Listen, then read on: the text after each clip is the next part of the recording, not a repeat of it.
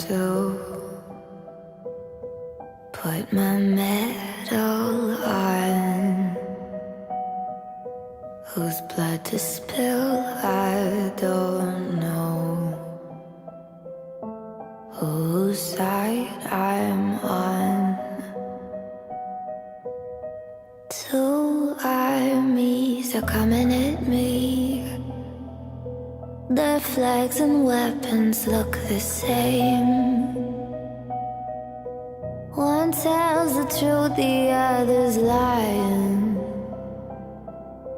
And they're both calling my name. This is how villains are made. This is how villains are made. Ooh, no one ever starts that way. But this is how villains are made.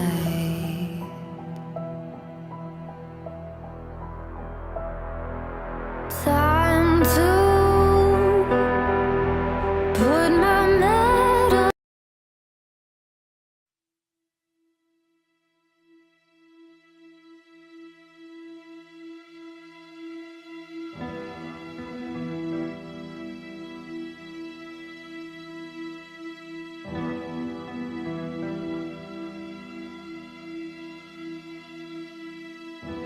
Load up on guns and bring your friends. It's fun to lose and to pretend she's overboard and self-assured. Oh no, I know a dirty word. Hello. Peter said Ethan Nordine was the undisputed leader of the group that day as they tried to prevent the peaceful transfer of power. An FBI agents arrested Proud Boys former national chairman Enrique Tarrio at this home in Miami. By 2 this afternoon, he was in federal court. Here we are now, entertain us. I feel stupid and contagious. Here we are now, entertain us.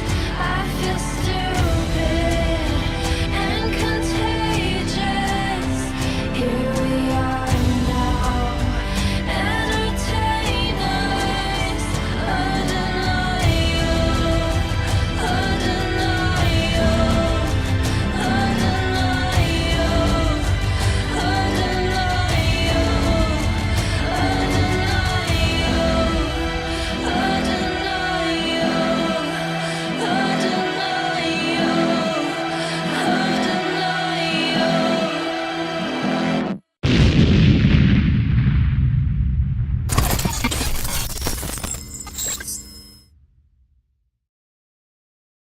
Hello and welcome to another episode of Lords of War with the news brief.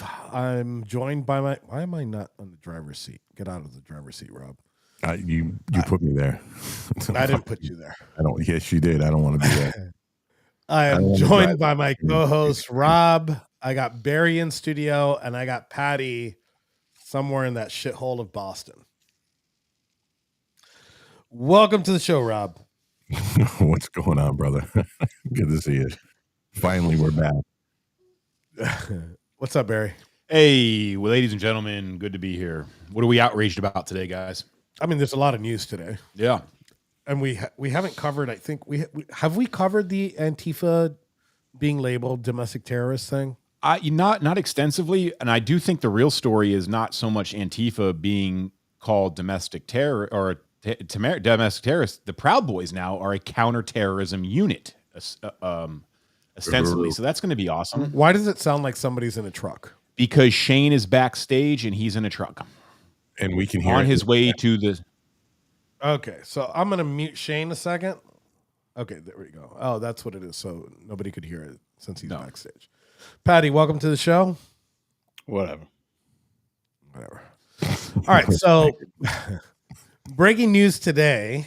and luckily we started now because there's a lot more information, is Jahn, I believe I'm pronouncing it properly, is confirmed to be the ICE shooter this morning. And in the green room, we did a little bit of an analysis. We're not professionals here, but a little bit of an analysis on the shooting, the location, and we have Shane that will be on site here soon. Shane, when you're ready to go on screen, just give me a thumbs up.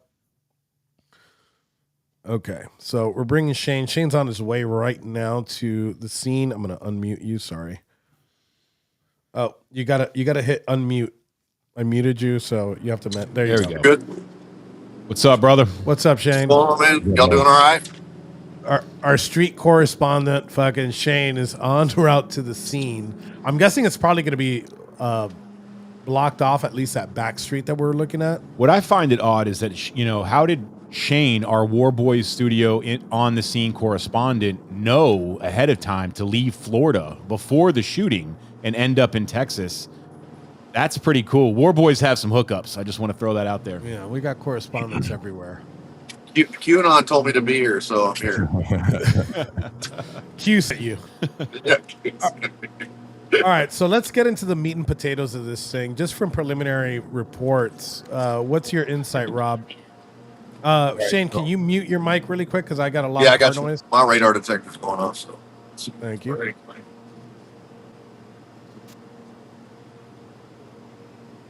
It still sounds like we got background noise. You might have to mute him. Yeah, I'm going to mute you, Shane. You're going good. to have to manually unmute yourself. I'll give you the. All right. All right. All right. Rob, give me some preliminary. have- What do you think about this? Preliminary. What do I think about this? Well, I mean, I guess I'll just throw this up on the screen for everybody to see. They said that it came from the law offices across the street, which is here. There is a law office here, but it looks like it was from here. Now, if you guys look at this, I can't see your mouse. You're talking about that longer building on the top left of the screen? The mouse, right? Okay, perfect. Yeah. Right here. Yeah, I was on the other screen. Tech-tard moment, which is fairly normal, I guess. So this right here is the law offices. So from here, from this spot to this spot, it's 31 spots. That's 279 feet. So almost from here to here is a football field. So you're talking maybe another 20 feet there, maybe another 20, 30 feet here, then across the street. So you're probably looking at about 170 yards to where the Valley Port is right here, which is where they said that there was a sniper here and shot into a van that was in the Sally Port. Now, obviously, we don't know. Reports are still coming in. There's no way for them to. There's no entryway for them to come in here. So they would probably have to come from here and pull in here because this is where the gate is. There, we went down and we brought it to the street level. There is no vehicle gate anywhere here or in here. There is for them to pull in here and park, but the only way to get in the facility with a vehicle into this part is from here to here, going in. Can you give us a street view right there on that bottom, like center corner? Like grab that little man and right there. Yeah. Where my pointer is, right there. I can't see your pointer. You should be able to see it now. Oh no, go lower. Go south. Here, right there on the curve, right before the curve, right there. Yeah. Okay, hold on.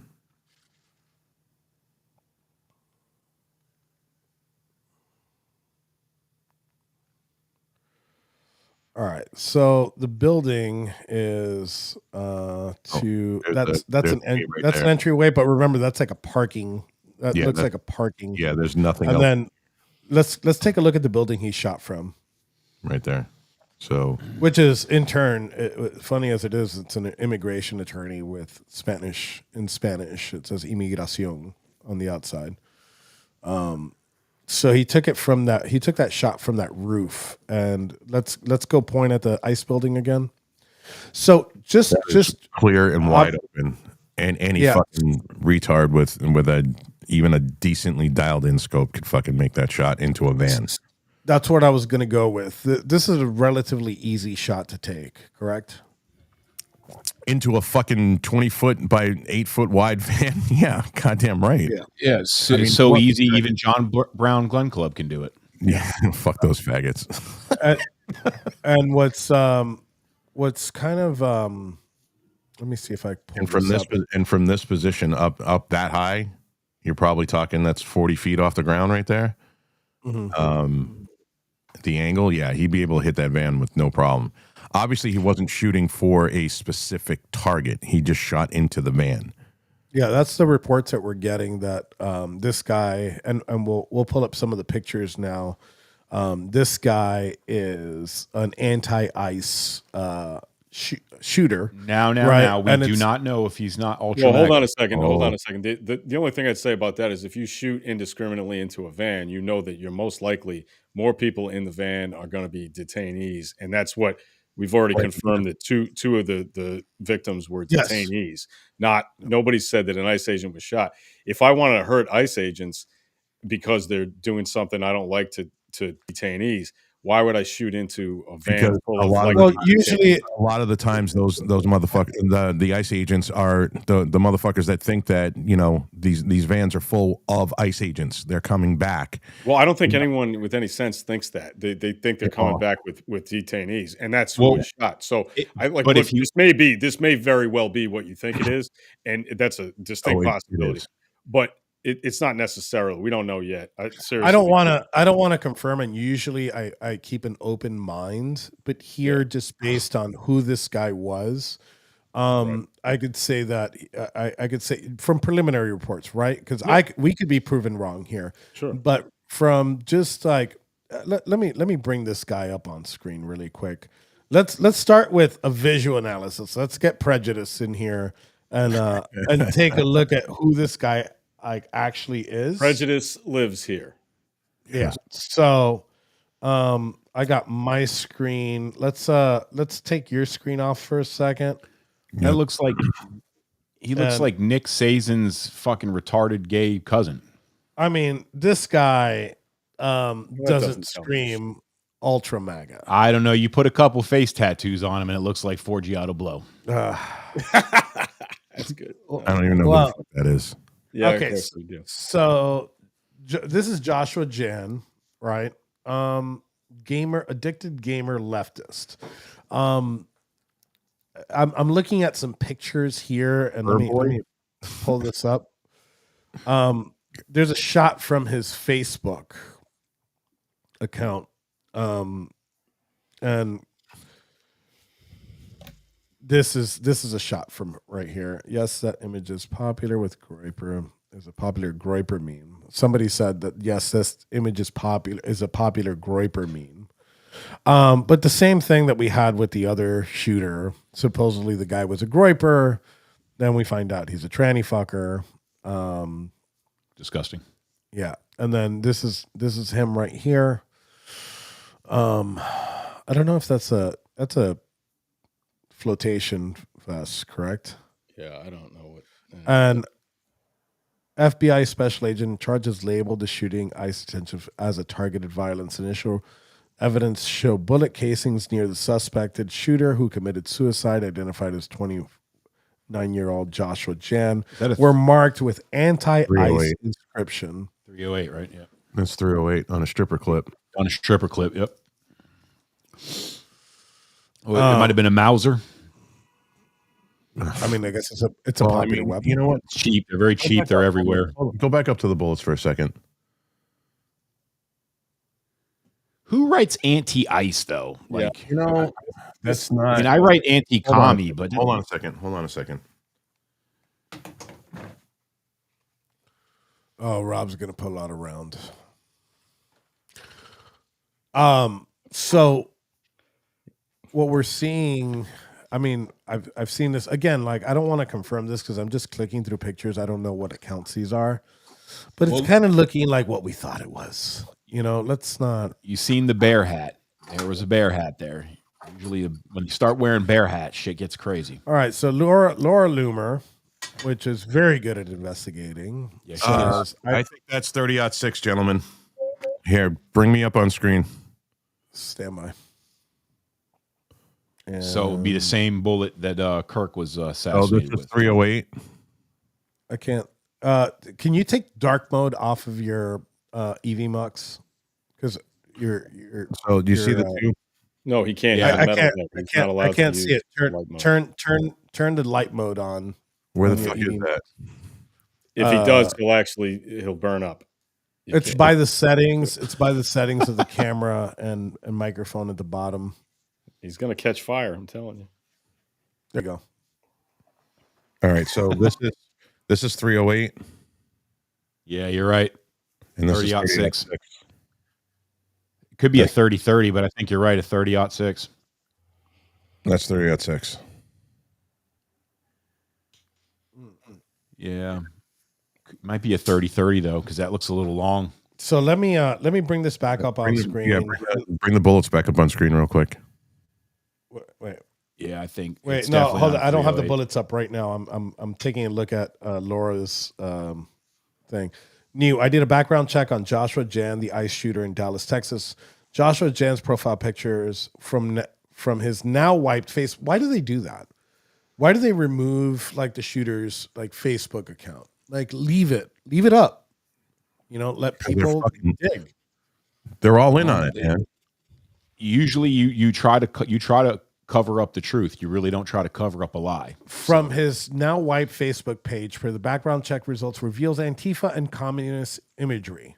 The profile photo is of an armed communist with a hammer and sickle. The text reads, "Glorious exposition, comrade." He also has a previous conviction for selling marijuana. Yeah, Wow. hang on a second. Hang on. I'm so tired of the right doing this bullshit. Fuck you and your fucking selling marijuana bullshit. You're not gonna fuck off. Like I'm tired of that bullshit. I really am. I'm just like, oh my god, he sold marijuana. Fuck you. Yeah, Barry, did you just light a joint? No, No. I don't do those kind of things. He's got an assistant to light. Oh, shit. Barry, where were you this morning? The FBI Damn it. agents that are watching right now, I do not smoke marijuana. I live in New Hampshire. It's not legal. So, And for the FBI agents watching me this morning, good morning, Special Agent Nugare. Love you, brother. You're gonna be my dog for life. I love you. Proof this was leftist political violence against ICE officers. See the screenshots below. Barry's smoking a Jahn Black, by the way. Born April 1996 out of Don't ever insult me like Fairview, that. Texas.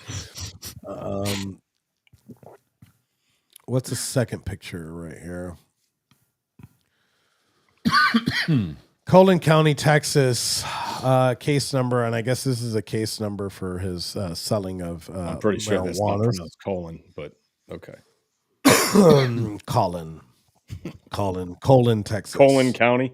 Yeah, it's right next to Prostate County. Like, Isn't that pretty sure that was San Francisco, right? That's the county they're in. that right there is Red Fox. We missed it. There we go. Red.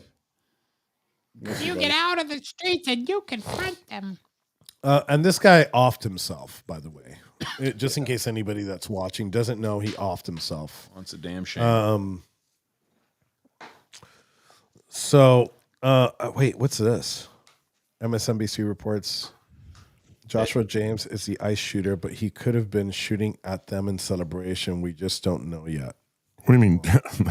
Shooting that? Yeah, I did that. I do that all the fucking time. The other day, I made a huge sale on the website, and I just took my 9mm in the house and just started busting caps in the fucking ceiling. And then watch it. Fuck me, it was a good day. Like a Pakistani.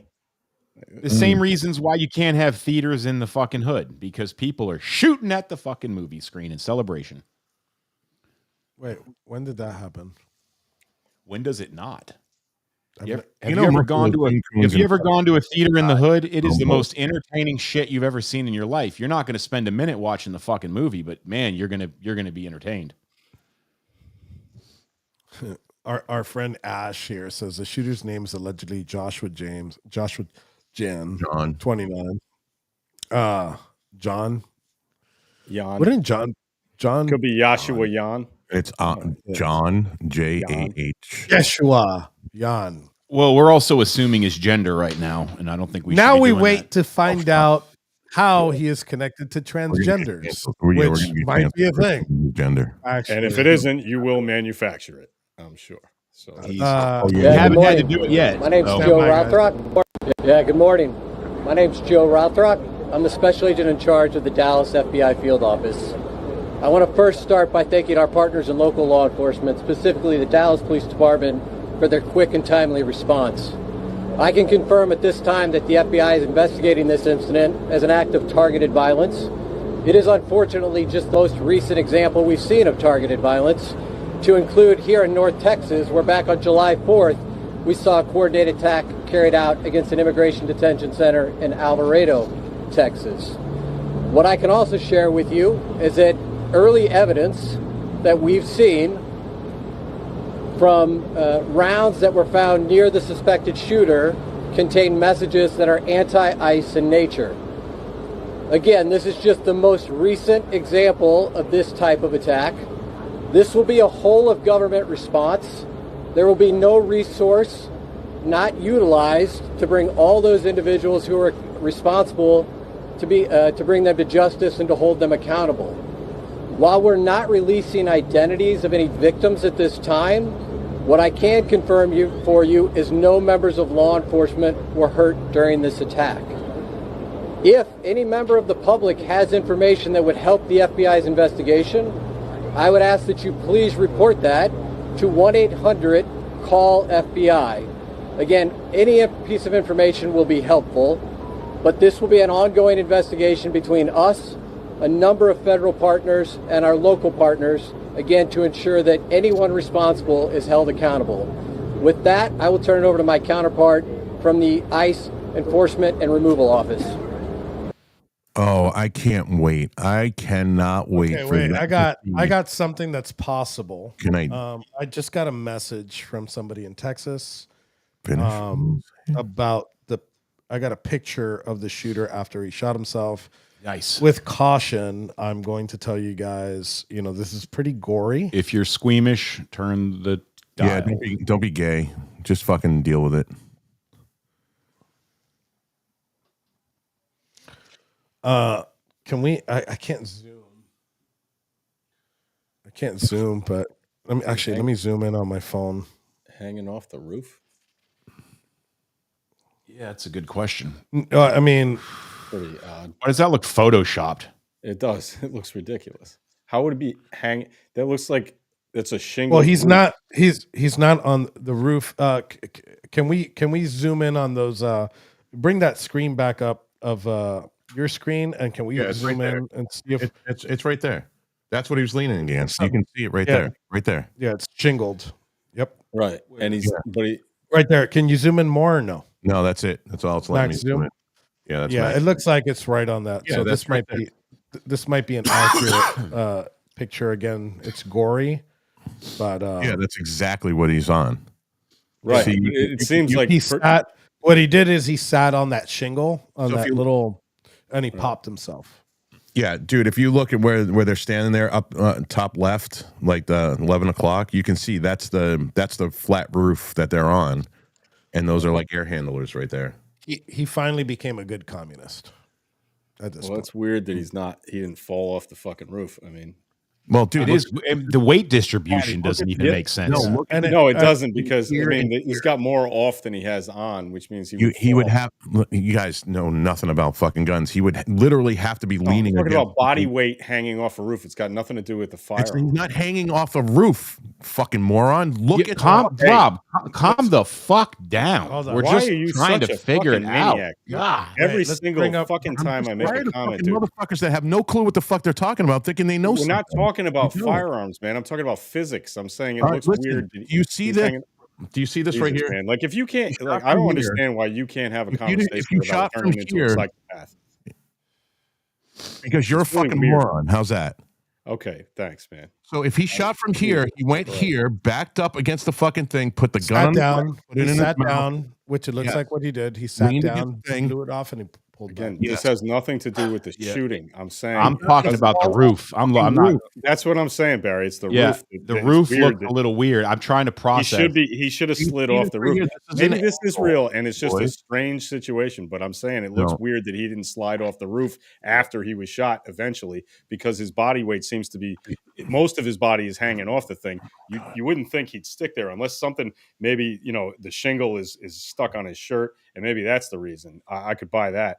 And I'm not saying this photo is fake. I'm just saying this does look kind of strange that he didn't fall off the fucking roof eventually. It's got nothing to do with the ordinance, the shooting with the firearm, nothing to do with that. I'm just saying I think that he would slide off the fucking roof. Yeah, I'm trying to process the image of what I'm actually looking at. I get the gun, I get all that. Doesn't seem like that's all the fine. bottom half of him seems like it's suspended in the air at an angle that would deliver from an element of physics. His whole body would fall off the fucking roof. Yeah. What it also looks like is that the picture was originally taken in landscape mode, and then it was put up in this. I could see that. It's possible because if you rotate the image, you could. It looks like he's laying down. Right, but these people are standing up right here, like top left. Yeah, no, that's right. That couldn't be possible then. Yeah, you're right. If you guys look at the satellite photo again, let's go back. This is on an angle.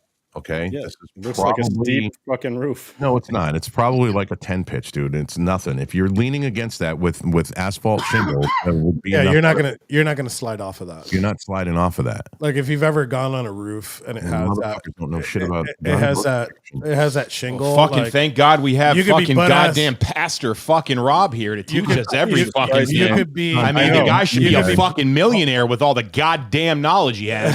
No, seriously, this man is an expert on every motherfucking every fucking thing. I don't know. Every time I go live, I learn that I don't know shit in life.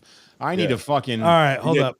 Let me take this straightened out. Personally, it wasn't about you. Talk It was to about Patriot Ron. You don't know some idiot. shit. God damn, man.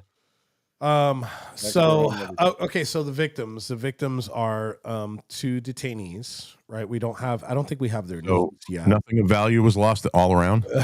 I mean, listen, regardless, tragic loss of life is tragic loss of life. Yep. But look, you could blame this on the Biden regime again.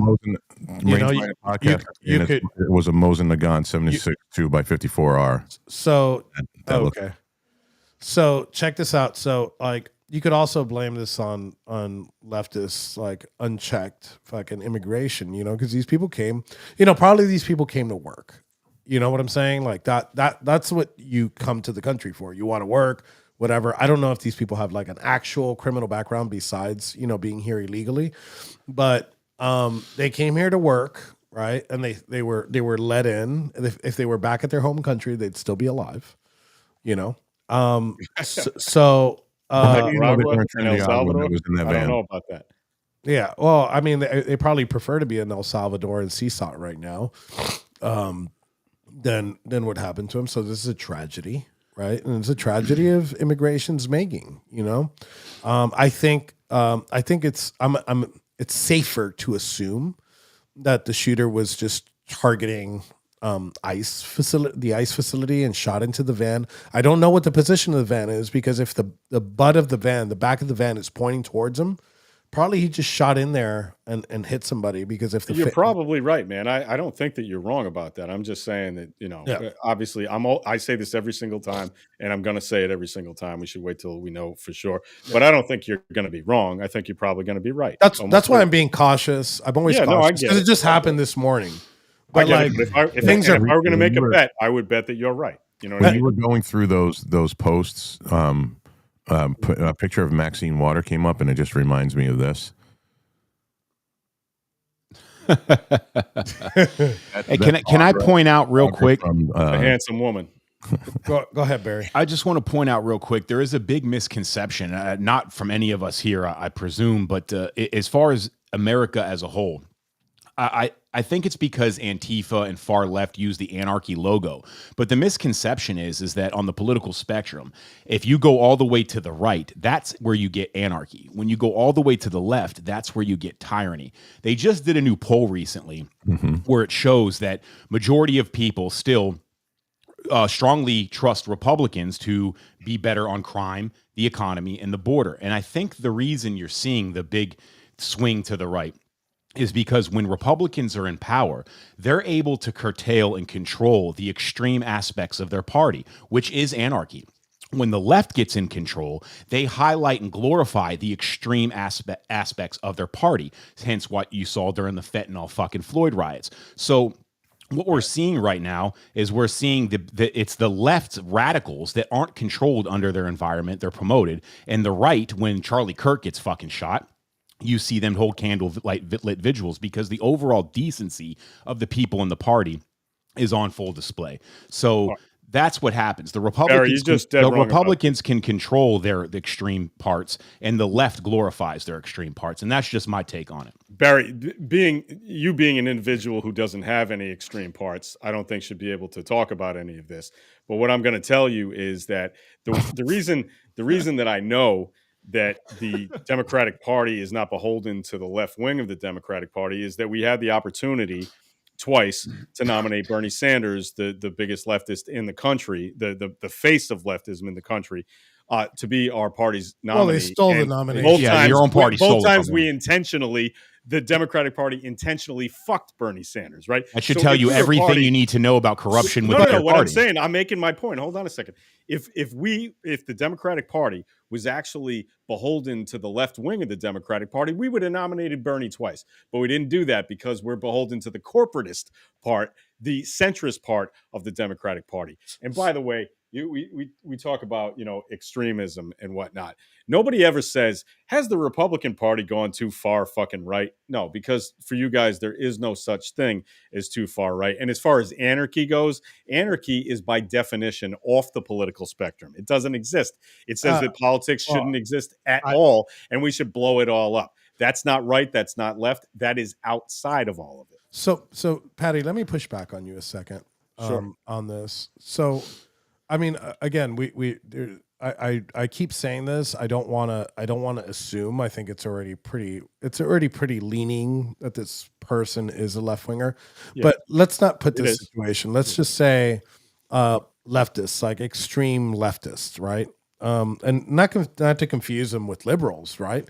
But I think a lot of times you guys do. Would those people? Would try and put it all together? I get it. Yeah, it's fair. Would this person, would a leftist agree more with Bernie Sanders' politics or Joe Biden's politics? Agree more? I think this person, if I had to guess, I'd say there is no possibility that not this person. Okay, any person, a leftist, takes an action like this. Okay. No, I think that a hardcore leftist, if you're talking about like Antifa members, of people who want to shoot at the president, things like that, or Charlie Kirk, I would say that they would detest Joe Biden, and they've said that for years and years. They hated Joe Biden. They didn't support him any more than they did Donald Trump, and I think that I don't think they think Bernie goes far enough for them. So I would say, yeah, I guess nominally Bernie more than Biden, but not by much. Not by much. They hate both of them. You know what I mean? These guys are so far out to the fuck. They're not. Castro wouldn't be fucking leftist enough for these motherfuckers, man. Okay, so Shane, if you can hear me, unmute your mic. Shane's on scene right now. Nice job, Shane.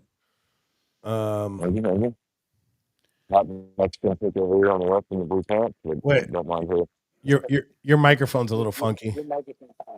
I'll say hot Mexican chick in the blue pants over here. Don't mind her. Okay, I won't. But I can't see very well. But I wish you could zoom in. Well, it's all pixelated. The shit. Yeah, it's a little pixelated. Sorry.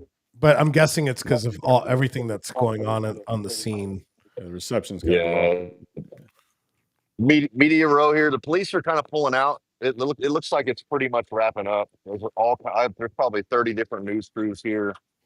I was directly across the street from it. You could see, right? I don't know exactly did he shoot from across the highway or was he on the same side of the road? I No, never he didn't was catch he the was details of behind what the happened. ice facility on the main road. He was behind the ice facility at Oh, okay. at an immigration office. So you Okay. should be pretty close to that. Yeah, no, I parked directly across the highway from it, which was probably the closest we could get to it, but I didn't realize it was from behind. Yeah, and I think I mean, clearly this is not a MAGA guy. I'm surprised the media didn't come out with that first. So MAGA extremist wants to kill all the Mexicans in America, so yeah, I mean that's the take. it's pretty he wrote anti-ice on the firearm. I mean on the sh- on the rounds, and then he ends up killing two illegal aliens. And you wouldn't if you were mad at the Mexicans, you wouldn't start with the ones that are already on their way out, right? Yeah. I mean, Yeah. they're already Right, taken care of. you'd start at Home Depot. Yeah. You know, but Excuse me, sir, it's Deport Depot now. so Shane, just give me an idea. Let's point the camera back at you. Let's use your front facing camera. All right. I'll do that. So quick question, Shane. Like, what do you see on scene? Is there a lot of like law enforcement? I see a lot of media, obviously. Did we lose them? Yeah, I got a better picture of that roof just now. Somebody DM'd it to me. Okay, here we go. Ton of media, police. They had the highway blocked off. Traffic was backed up. They were easing up on that as I was pulling up. But there's a ton of media. I woke up this morning. I've been in Dallas the last few days, and then heard that there was an ice shooting. Showed up here, and now there's a ton of police presence and Dallas police, Dallas County sheriffs, SWAT teams. There's all kinds of unmarked, looks like fetish type vehicles roaming the parking lots, looking around. Do you see anybody that's not media or law enforcement that you could ask some questions to? There's probably some homeless people I could find around here. I mean, they're there. They probably heard the rounds, at least to see how many rounds were. I got It's a Democrat-controlled metropolis. How many shots You're did they guaranteed hear? to find some homeless I people. got a very clear picture. I will say this is a very bad part of town. I went under two different overpasses. There's all kinds of beds and mattresses and stuff like this under the bridges, and so it's definitely not a good place to be if you're not from here. So, but yeah, I can try to find some locals. Let me go ask this guy over here real quick. Enrique, I got a different angle on the picture of the shooter dead. Okay, on the gun. Hold on. Let's see. Mute myself real quick. Yeah, I'm gonna go ahead and show this. I'm gonna show Rob's screen. Rob, I'm pulling up your screen. Mm-hmm.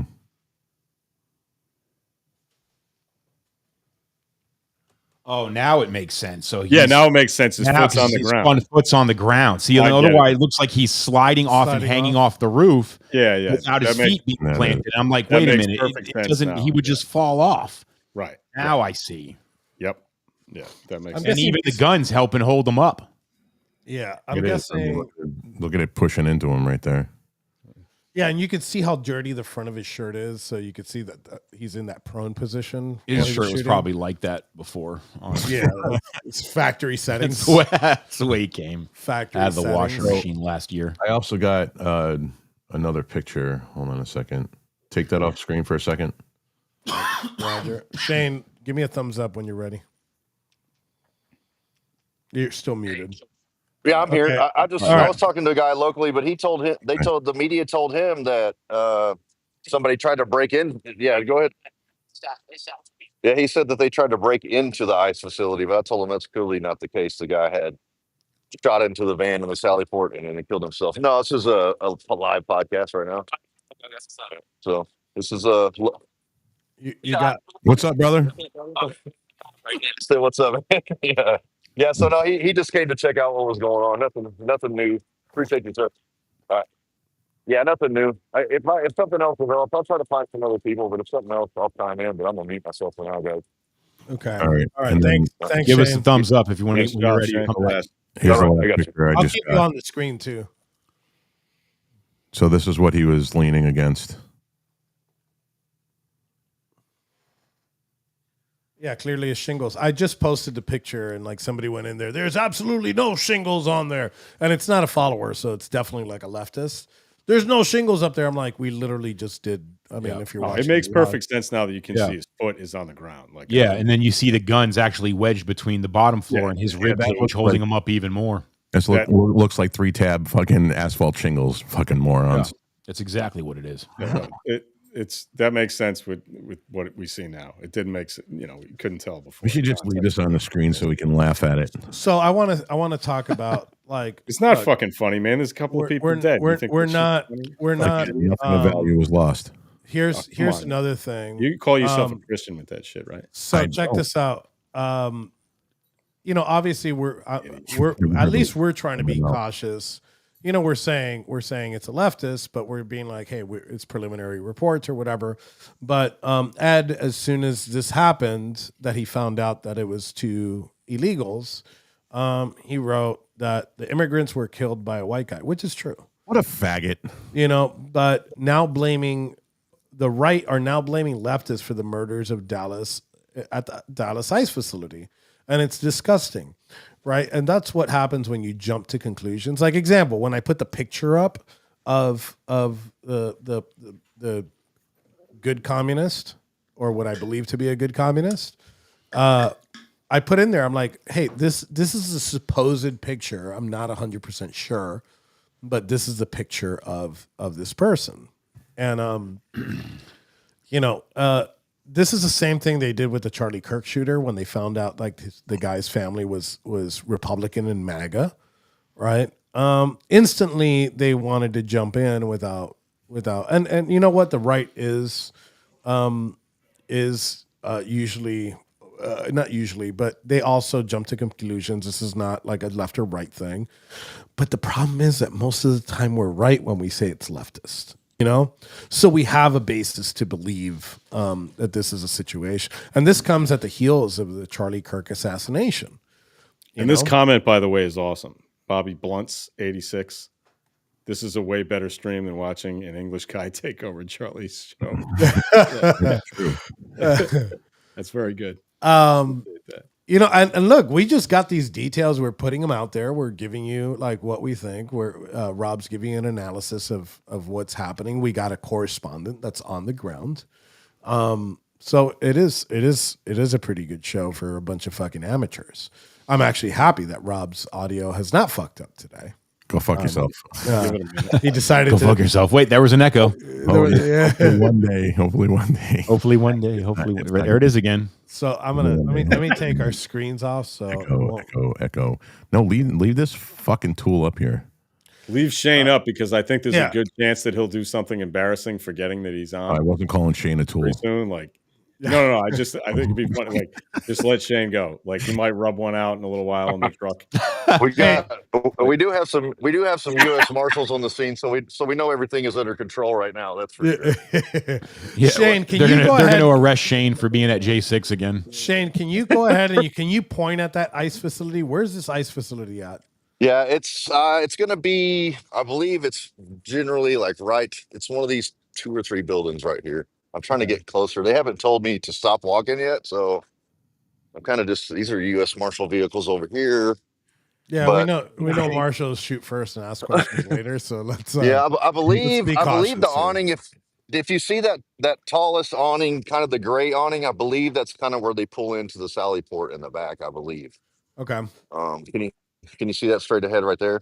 It's kind of choppers. It's fuzzy, but I could kind of see keep your camera stable and point it over there. All right, I got you. Hold on. We got to get this dude a gimbal.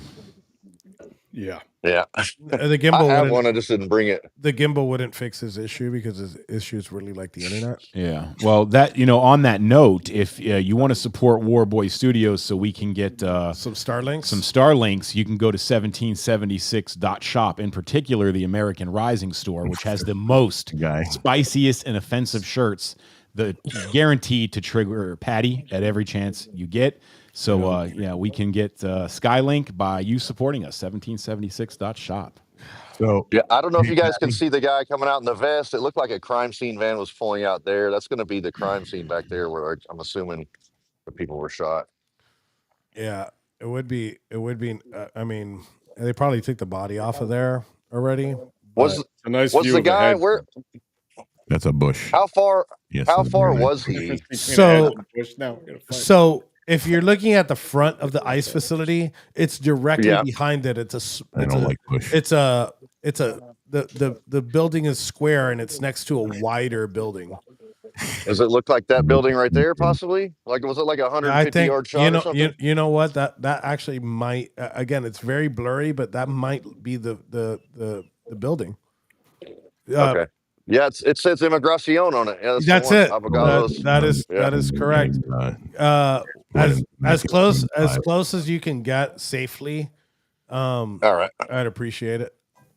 I'm headed that way. I'll mute myself again. Cheers, Kate. So I mean, there's so much to unpack here in such a little amount of time. Let me see if there's anything else that's happened. Just judging by what we've ascertained, like we've captured so far. That was a pretty big word for you, Enrique. Ascertain, yeah. Enrique's been reading his thesaurus. The dinosaur. The dinosaur.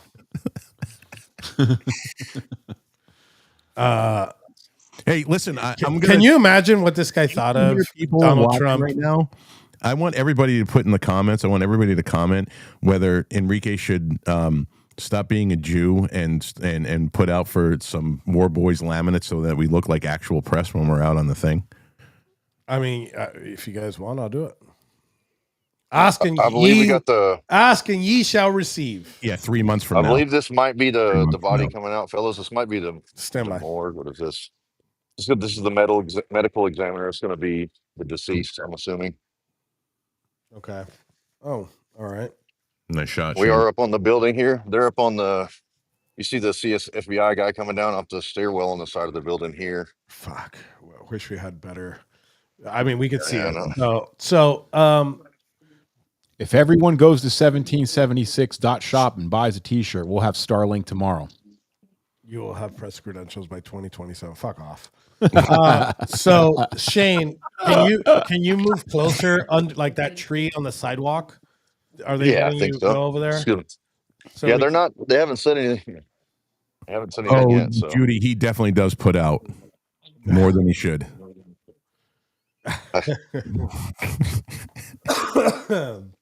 So Shane, over to your left is where that Sally port is.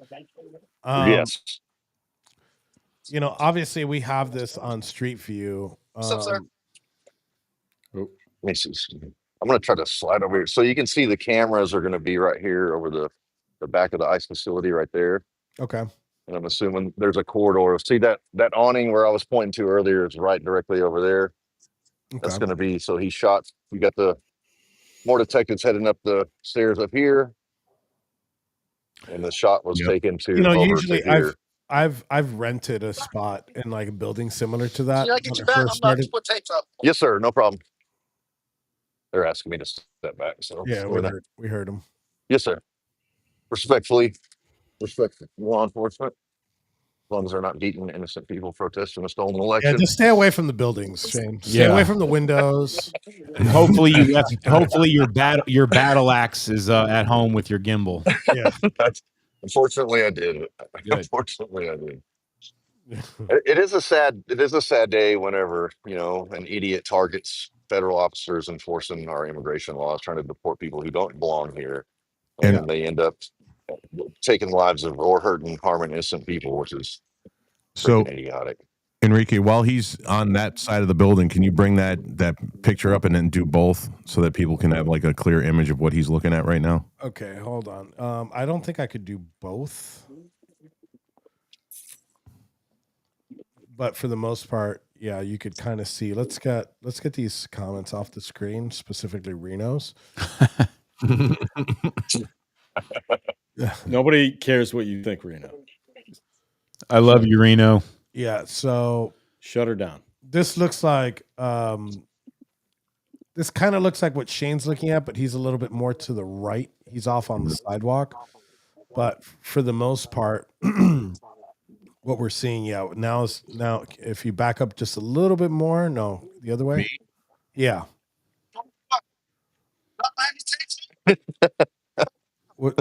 What's he saying? He asked if we have any crime sheet tape that he could use.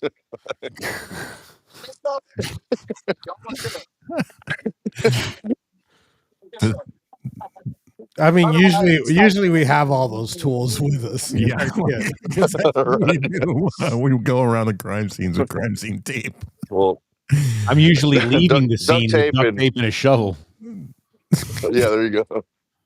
Nylon rope and cement bags. Yeah, there. You see them up there on the roof. Yeah, we could see. I mean, again, it's very, very fuzzy, but we could see two people on the roof there. I mean, that's a really, simple shot from there. I mean, it's like, yeah, that's maybe 100 yards, maybe like 110 it's yards. actually more than that. Something. I mean, I could throw a football. I could throw a football about 60 yards. All right, Uncle Rico. Yeah, I'll throw a football over that mountain. Throw a football over that mountain. When he hits Napoleon in the face with that steak, I think is the funniest fucking thing I've ever seen. God, I love it. Yeah, dude. I love that shit. Want to see something? Watch this. I resemble that remark. Thank you very much. Because you're a ginger. Shane Jenkins, our ginger street correspondent. So Shane, obviously Shane on the scene. Shane, Yes, sir.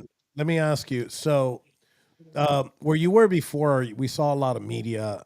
Is there any media there where you're at now? There's just a few they're just photographers over there. These are, Okay. there is one media camera set up here, but everybody, this is kind of like the new perimeter because about 15 minutes ago, things kind of shifted and I would say probably half the police force left. And I think now they've kind of closed it down. They've said this is going to be our crime scene area right here. And that's where they're limited to the perimeter. Yeah. That's what it appears. I'm assuming. I don't know these to be true, but it appears that way. Our resident ginger on the street, somebody said. That's right. Get your ginger out the street. Well, technically that makes us diverse finally because I hear gingers are the new black. So that's cool. That's right. That's right. I mean, it explains why I've been to prison so many times and why I have 5 kids by 5 different women. And, Jenkins is a black last name. So that is actually, we have a good barbecue spot down here called Tom Jenkins. It's all black. It's really good. It's all black. It's all black. You walk in there like they go, "What you want? What the fuck you want?" But it's really good. What you want, white boy? Fuck you want? I'd like a fucking full rack of baby back ribs, please, sir. So let me bring this up on screen really quick.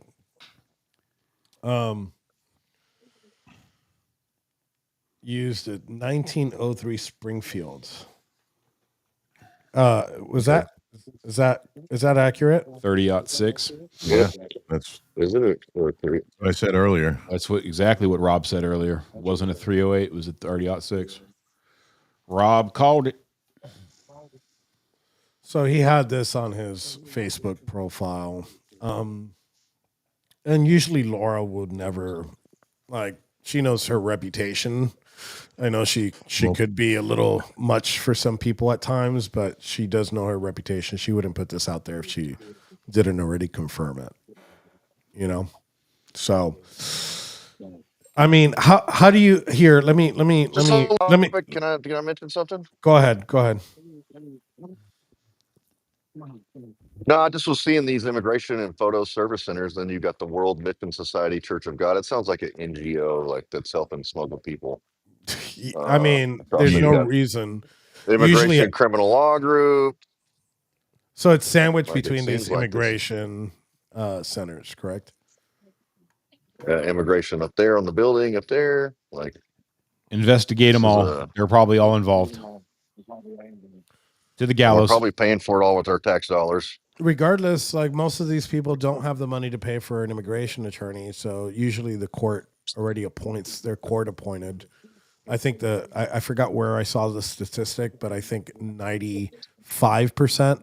I might be misquoting by a couple points, but 95% of people that are hemmed up by deportations and ICE are have court appointed attorneys. So, so let me get I just want a roundtable discussion on this really quick. Let me bring you down a second and take this off the screen. So, assuming that we are correct, right? How do you think that this person took the news that President Trump has labeled Antifa domestic terrorist group? Assuming that all of this again is correct. If you're a glass half full or half empty person, I guess is how you would look at that, because maybe he celebrated quite accurately. These people are what, they've been labeled. They've been this for a long time. I think Antifa is a very broad statement. I think a lot of people will be put into a vacuum that don't really deserve it. But there are groups within that align with that philosophy. I'd like to see a more distinctive label for who they're talking about, such as John Brown Gun Club, Redneck Revolt, et cetera, Well, et cetera. I think if you read through the executive order, right, and you read between the lines, there's a part right there in the center that specifically states it's going after groups that fund this, which is what you're going to see. What I'm going to assume that you're going to see is you're going to see them not target specific individuals in the group, but target like funding mechanisms for these groups. MoveOn.org, for example. It seems like it's like a grassroots liberal organization, and they go ahead and they fund a lot of these events that we saw in Portland, that we saw in Seattle. And I think that's going to be the crux of it. I don't think legally you could be like, oh, well, a member of Antifa, because Antifa even is not an organization per se. It's cells. Right. Which is exactly, it's exactly how, like the Mujahideen was a cell, of Islamic terror. Right. We obviously funded them. But for the most part, that's how these groups operate. So it's not like people think that it's just casting a huge net and just going to pick up anybody who says, like Ed Christacine or whatever the fuck, however you pronounce his last name, said, I am Antifa. He's not going to be a target of this. Right. But he also said that he gave $5,000 towards some type of cause. So where the thing goes is, where does this $5,000 go to, and how is that money distributed? So I think that's where you're going to start seeing this influx of law enforcement cracking down on this. That would be the logical aspect. Rob, your take.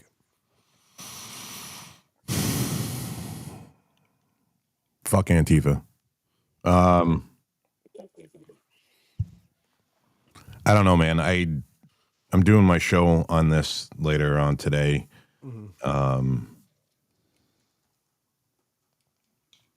Antifa's been around a lot longer than most people think. They've been more well organized for many, many, many, many years, and they've been violent for a lot longer than most people think.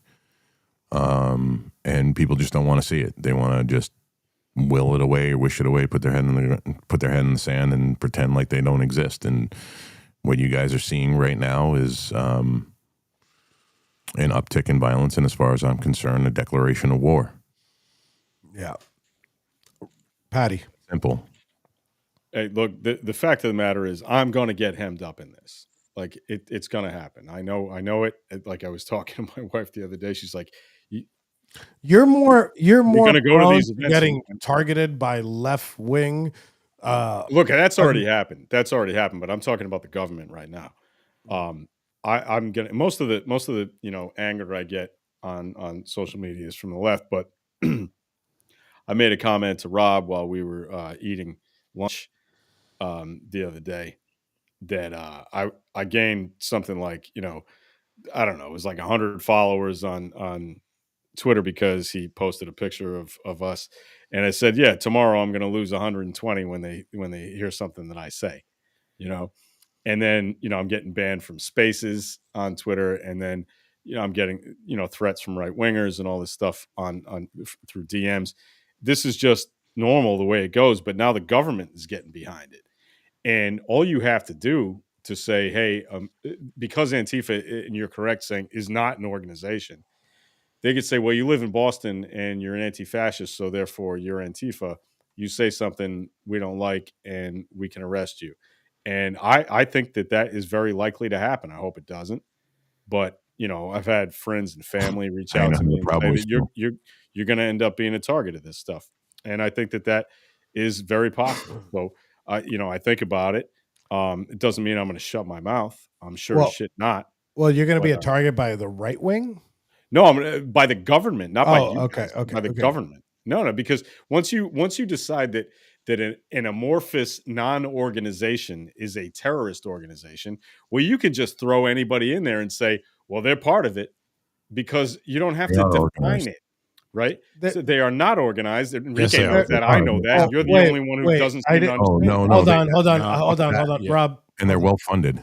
So Get I out. think they are organized in a disorganized fashion. Right. I'm not saying that Deliberately. they're completely disorganized. There's Right. communications. There's we've been in their chats before. We were in their chats. So how do you want to define somebody who's involved in Antifa, right? Because like I'm an anti-fascist, right? I hope all of us are anti-fascist, but I think that, other than, Rob probably is Well, not, but there's whatever. But so when does it come? When does it come for me?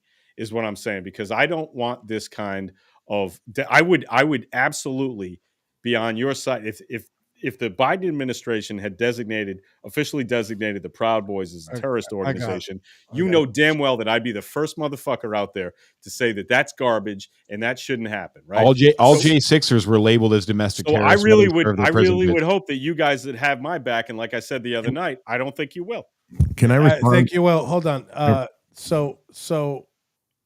Patty. Well, actually, go ahead, Rob, because I was going to ask a I was semi-serious going to say that question. no, I'm not an anti-fascist, because the metric of what a fascist is nowadays from the left's point of view, I am diametrically opposed to what they believe a fascist is. So I am not an anti-fascist. I am pro-fascist because I am pro everything the left doesn't like. Okay, but Rob, let me push back on that a second. So Why? how about by you're using the left's definition of what fascism is? And I Yeah. completely understand and I completely I'm agree with you. I'm anti-gay. I'm a realist when it comes to that. There is a violence problem in the black community. Okay, wait. BLM, fuck Antifa. So yeah, I am a fascist to them, and I'm proud of it. But Rob, let me ask you something. How about the textbook definition of fascism? He doesn't know. Of course, any fucking normal person would be against that. Okay.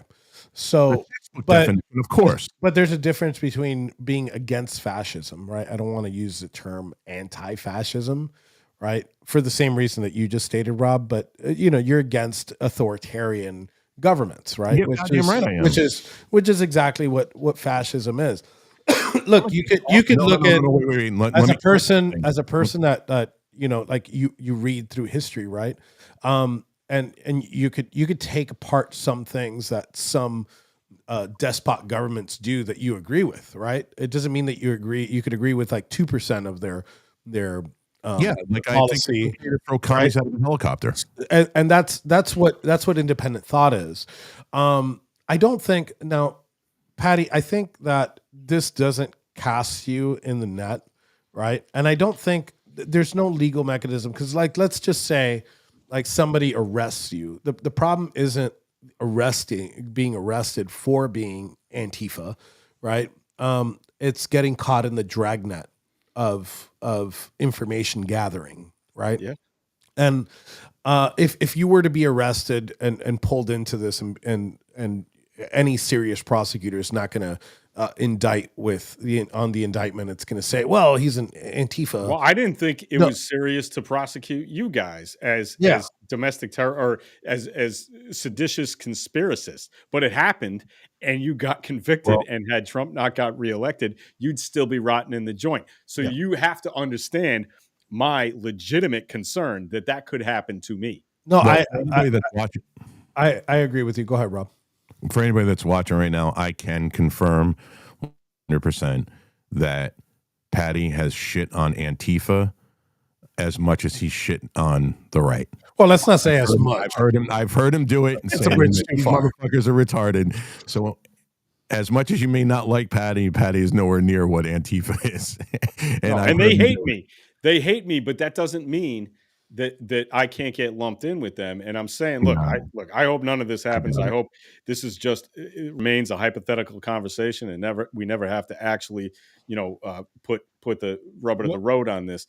But I am telling you, and I've had conversations with my wife about what would happen and what we would need to do in the case that I did get, wrapped up in a nonsense dragnet of just, hey, we've had enough of everybody who's got a big mouth, and that's it.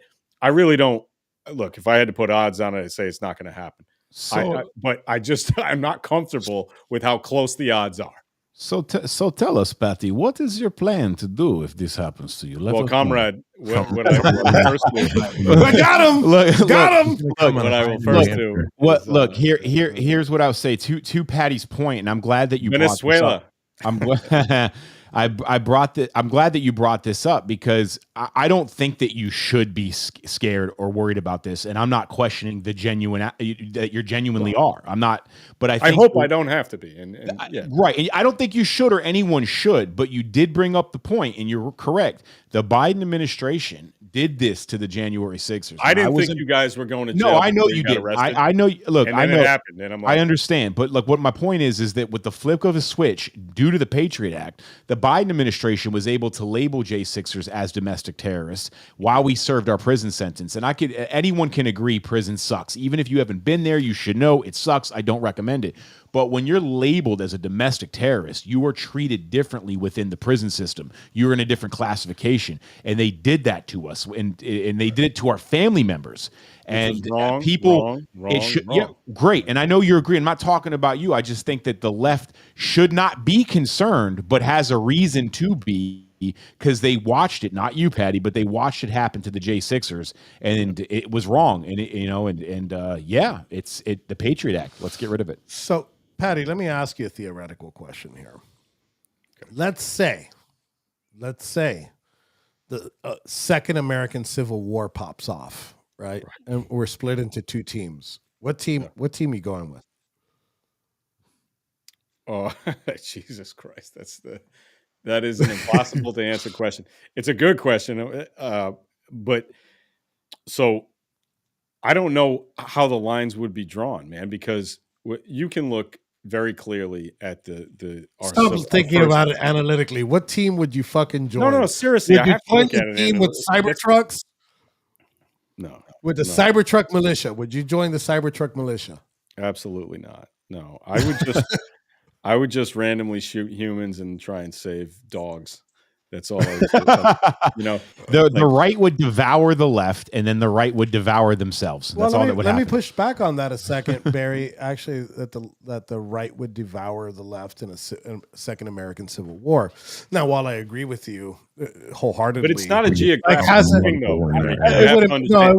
It wouldn't be geographical at all. Yeah, so it's very different. Like you can't hold territory easily like you could with the North and South, right? I mean, I know there was disputed, obviously there was border states and stuff, but pretty much it was a pretty hard line demarcation, Mason-Dixon line kind of thing, with the exception of the border states like Maryland and Virginia. But when you look at this right now, I mean, I can't tell you how many times I have had conversations with people in New York, in New Jersey, in Massachusetts, in Connecticut, in Rhode Island, who are hardcore Trump supporters. And they're not a small minority at all, right? People think, Massachusetts is this homogenous, monolithic state. And as far as presidential elections go, it is, but there are a lot of Republicans who voted for Trump here, So the idea that you could have just this civil war where we'd have these lines and everybody would be on one side and the Yeah, other. It's it'd be ridiculous. You know, it'd be that's probably coastal cities and big cities versus, whatever. but how do you do that? Like, I mean, just think about like if you're trying, if just from military Look at that. strategy, basic shit. Shane, give me 1 second. Shane has like a perfect photo match right now Yeah, that's good. of on the scene. Shane, is there any new reporting coming in from over there? Anything else new that you're seeing? I think you're muted, Shane. The only thing I see is I got it. The only thing I see is they have a vehicle with the hood up on it. It looks like that might be I'm not sure if that's the suspect's vehicle or, I mean, I would assume that's what that's going. They're checking that out. I mean, let me ask you, But that's about the only. that staircase that you're seeing right there looks like some type of emergency exit. Do you see any access to Yes, the sir. roof from there? Because I also find what I find kind of weird about this too is because I've rented at a building similar to this, right? That all these buildings have access to the roof because the air conditioning's up there. They're usually locked, not very well sometimes, but they're usually locked. So it might be that we'll see, maybe I'm right here, but you'll see him with a pair of bolt I cutters. wouldn't be surprised if they were if he was let in. He got put up there. He came a couple of days before with the bolt cutters, took the lock off, and then got onto the roof. That's a very large firearm too, just to be walking around with unconcealed. Yeah. So he's probably been up there the for a police while. vehicle on the side of the building has a bunch of ladders on the top of it. So I'm assuming to get up there early. I did see people go up the staircase. I didn't see those particular people come out on the roof, but I did see FBI up on the roof earlier. And there is, like, I believe, an FBI vehicle. If you can see it just under that left corner of the building, it's got ladders on the top of that truck right there. So I'm assuming that's how they got up there. Mm-hmm.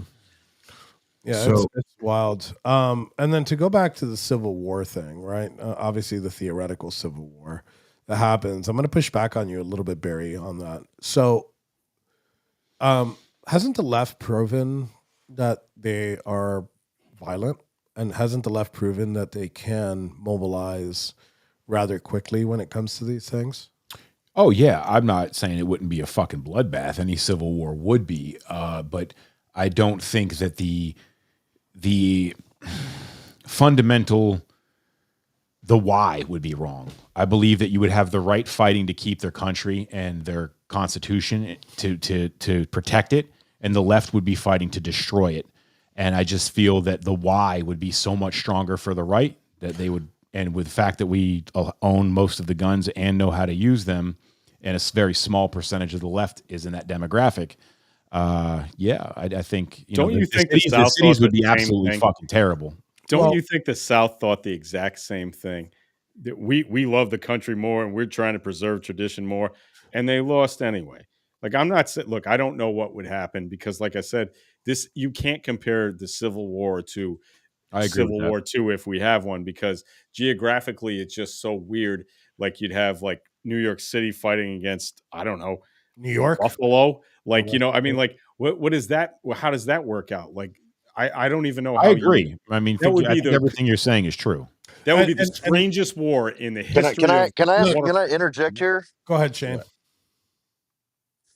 I just had a question. What would the left be fighting for in this war? That's what I would be. I mean, it would the right to cut your penis off and mutilate it into a vagina through your nutsack. Yep. So I don't think there's that many people motivated to die for that, though, is there? I mean, It seems like they are. They're shooting everyone up left and right. We'd be fighting for democracy, and I think that there are a lot of people who want that. And no, we don't want a democracy. So, we want a republic. Look, I live. I mean, the geographic lines. I mean, it would be pretty clear though, right? No, it's not clear because it every would be. single state has a state capital that would be pretty blue, right? Yeah. But and you look at the rest of these you're areas. mapping it. You're mapping it right now. You're mapping it right now because you're, at least with the North versus the South, there was a clear line. Pretty. But here you're also drawing those lines, but at a macro level, right? So you're talking about like blue cities, right? Major metropolitan areas, right? Except Miami, but for the most part, you see these major metropolitan areas and these those are metrosexual areas. And the battle lines would be drawn there, I believe, and they would take over. They would take over these large cities rather quickly, because they Well, are. I don't think Minor, just a minor, Go ahead, Shane. minor development that we do have another medical examiner vehicle pulling up. I'm assuming they might be removing the suspect Yeah. possibly shortly. So there's 3 fatalities here. There's 2, obviously the shooter and 2 illegal immigrants that were being processed at the ICE facility. I would be, I'm very curious as to, I don't know if he left a manifesto. I don't know if he recorded himself. You know, I would be curious to see how did he know after he fired those shots? Did he know that he hit 2 immigrants and not? I mean, how could you? How could you? You fired into a fucking ICE van. There's no. But like a I'm van is assuming pretty this was simple. The front 2 seats is where your ICE agents would be, and the whole rear of the van. I mean, ICE agents are a smaller target than the rest of. We're assuming it was a cargo van with no windows, right? Right. So, most of the time they have windows. They just they have the cage. Have you been in one? Yeah, I've been in multiple. Yeah, lots of them. I've been in multiple. Lots, dozens upon dozens. If he does start off his manifesto with "my pronouns are they them," then I guess we know where this is going. All right, but that's going to be insisted on. In his case, his pronouns are now was were. Was were. Jesus Christ! You know what, man? Here's the thing. I want to say this, and I know that everybody's going to pile on me with this shit. But Rob said you something love earlier. when we pile on you. I think that. Right. Most Democrat men are gay, so all male pile on to have the fucking heap going on. You know, I don't mind. You know, I don't mind those jokes and shit. I invite them. But earlier, I did actually take exception to something that Rob said that I don't want to let go.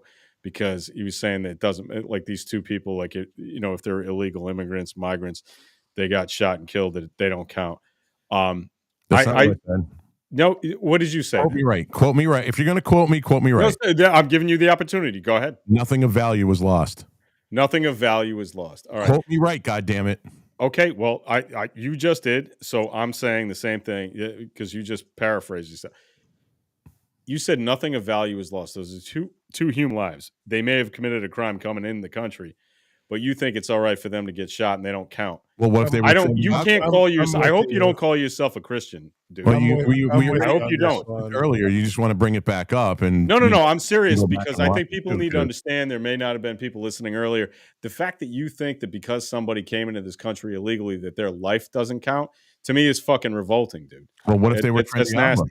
What if there was Trendy Agua that was in that van that got shot? Then then they have no value in life. You don't know any of that. We don't know any of that. What I'm saying is, man, like you're just people that flagrant disregard for human life is disgusting. Violent That's illegal what I'm saying, felons. dude. Most of what ICE is grabbing right now are violent illegal felons, and fuck them, I don't care. Yeah, I think you're an amoral human being. Well, I'm gonna chime in here. I think I agree with you, Patty. Like they're I mean, unless they are a Trendarawa. Even if they are you guys Christians or not? Has those words ever come out of my mouth other than me saying I'm a bad Christian to Christians? I have never not said that. All right. Well, I think it says a lot about your character, dude. Because I believe in fucking violence. I don't believe in taking the fucking high road. I don't believe in fucking putting my head in the fucking sand. I don't think you believe in violence that much, man. I think you like to say you do. Well, you just don't know me. That's all. But the people that do know me know and have seen me do it. You cannot have a single conversation without talking about how tough you are. And that leads me to believe that you ain't tough at all. And having taken the measure of you in person, I'm pretty sure that that's the truth. Yeah. Oh, okay. My forearm really is bigger than your thigh, and I would punch a hole in it. Yeah, and I don't think you know what to do with it if your life depended on it. Okay. Because I can see that in you. Not what you were saying that day when you were shaking like a leaf, like a fucking bitch. Shaking like a leaf, dude. I told you. You were going to get called you. All right. You're a fucking pussy. A pussy, Rob. I know you don't like that, but that's what you are. Talking that shit. Next time I see you, I will fuck you up. There will be no. All right, so sorry, Rob, shaking. Hey guys, let's focus here. No. Fuck that. Nuh-uh. This motherfucker bitch the fuck out. Apologize to me for I get it. Now I'm gonna fuck him up when I see him. Promise. You're never gonna do any such thing. Oh, watch me. Watch me. My address. You already have it. You know where I'm at. Trust me, you fucking faggot. I will. Cocksucker. 5'8" of fucking anger. I'm fucking 3 inches taller than you, fucking tool. 5'8", So that means you're 5'5", Patty? Yeah. No. I do Mathis's. I'm 5'11". We're gonna do about 10 more minutes, and let me actually let me bring something up. We are getting called out in a space right now. We are getting called out in a space. Proud Boys are. Wow. I'm being tagged in a bunch of shit in a space right now, saying that they're talking shit about fucking Proud Boys and me and us. And all right, let's go in there. Let's beef it out. I wonder if we should just go in there and fuck it up. Go. Right. Let's go in there, Rob. Let's go. Buckster says Patty is 6 inches wide. I like that. There are small discrepancies in the nation, especially when it comes to things like education. There's plenty of school systems in the United States that don't have the kind of opportunities that you would necessarily get in other places. So am I going to go in as speaker? That do affect. Yeah, go in as speaker. Hey, Chad, it's Mandy in the morning space with Destiny and Santino hosting. There's no opportunities in anyone. I've been banned from that one. That faggot Jared Silver is in there, and he's talking a bunch of shit. Apply. I agree. Right. Anyone can apply. Thank you. I think you're coming at. Thank you. Anyone can apply. Anyone can apply. Right. But that's applying is not the same thing as opportunity. All right, so I requested to speak. Let's see if they actually bring me up because they're afraid. So hold on, right? let me add something. I'm going to surprise. Can you mute it? Well, I guess we'll listen. Assuming you guys are getting along, so I'm going to just call you both of them. All right, you hear me, Rob? Yeah, loud and clear. If they actually accept my accept it, let's go and turn it into a shit show. I mean, there's not much more information that's coming out. I guess Shane left the scene for now, as he often does. Yeah. No. Mandy in the morning. Everybody, what do you just go look in spaces? Go on X. Go look in the spaces. There's probably like 200 people in there. All right, let's talk about this color revolution shit for a second. I got to show you guys this. So, pretext here. Color Revolution, the country's largest protest network, just spent an hour deciding on a color and symbol for their 2028 color revolution. Right? And I'm just going to play the beginning of this. I'm not going through the 2 minutes. And you guys are going to get a real kick out of this. Kathy asked a question that is a hot topic of debate internally, Leah. We need a national symbol of unity to stand against authoritarianism or for pro-democracy. I'm interested in using purple bandanas. It's not about being red or blue. It's about standing in solidarity with each other for democracy. How can we as a group come up with something we can stand behind? So we have had this conversation internally and with a lot of the No Kings Coalition and other folks, looking for colors. And we're circling around an idea that, Leah, we're not allowed to might be better than what they actually start thinking about. I mean, so we're actually, I would just say, we agree this is a gap, and one of the things backing and trying to figure out is like what's getting organic pickup that we can start to pull out and capitalize on, right? And so thinking about things that we're seeing. So let me pause it right here. So they're looking for things that are organic, but they're having kind of like a fucking Zoom meeting about creating this organic movement, right? So, and that's not how you do it. It just comes to you. It just becomes a meme and it rolls and it snowballs, and that's how it gains. Like they're trying to engineer this thing. But let's keep listening. Organic GMOs on the internet, things that we're seeing start to like take off in places like Reddit. The color yellow and black have come up a lot, which is obviously very like, kind of people taking pieces of the No Kings logo and running with it as a color scheme. We agree this is like a need. And what we really want to do is try to figure out like what's already starting to organically take off that we can collectively come in together on. But we hear you, and we think this is something that we're very much thinking about right now. So the color revolution is deciding on what colors that they should fucking use coming into the next election, and they decide to go with the color black and yellow. They are seriously giving consideration for the black and yellow, and it's actually a lot of people. Like, how do you not read the room here? I support this. Yeah, let them do it. I mean, I agree. Anarcho-capitalism. Let's go. Black and yellow, baby. Can you imagine them coming out to like protest something in black and yellow? How do you not think of that? They might start beating each other up, not knowing any better. This would be hilarious. I mean, I don't right now. After reading this morning about one of these Shane, when you're ready to come in, give me a thumbs up. While pregnant, who's now You went black. dying of liver failure because she took too much Tylenol, and her baby's only 23 weeks old. So her husband's trying to decide whether or not they should do an emergency C-section to get. So they are refusing me a mic. They keep, and I'm gonna call them out for being the fucking assholes that they are. If that's what they're doing, They banned me from that fucking space. Mandy in the morning. Yeah, morning Mandy in the mimosas. Is that like a left wing thing? They No, banned me. she's not.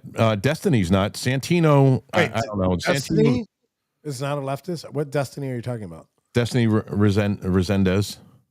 No, that's not Stephen Destiny Bennell. Oh, okay. Hey, Rob, can you tag me in the comments there really quick? All right, let's go to Shane real quick. See what Shane's got something going on. He's got a clear image finally. Yeah, I had to. I restarted my phone. It was kicking me off the internet, and then Oh, we got a nice. It's crisp. It's a lot more crisp. All right, so they're getting ready to bring They did unload the stretcher from the medical examiner vehicle. I'm assuming they're going to be bringing his body out momentarily. It does appear that this vehicle is They brought of me up. interest. They brought me up.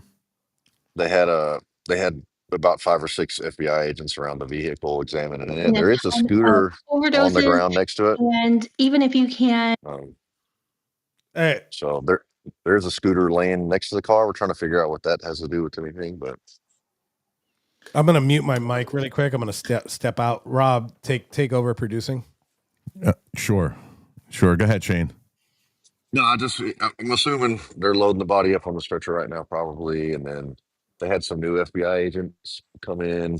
There is a scooter on the ground next to this vehicle with the hood popped, and I'm assuming that's probably his vehicle. We don't know what the scooter is, but I will keep you guys posted. Well, I'll mute myself, but when they do bring the body out, I'll mute and let y'all know so y'all can get a shot of that. I don't know if she needs a whole liver transplant.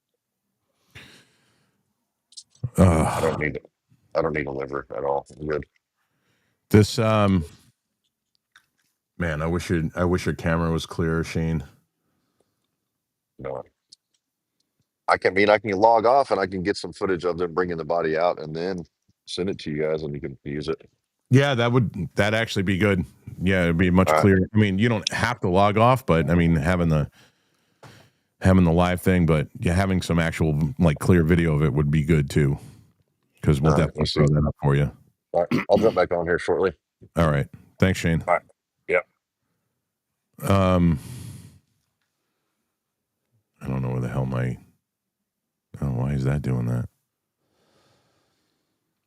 And let's get Shane off the screen. So, all right, hold on. I'm gonna bring this space This in isn't right new now. research. Honestly, a paper came out last month, August 15th. So there's a new study, but this is not. All right, so I have my hand up. I'm waiting for them to call on me. These fucking guys.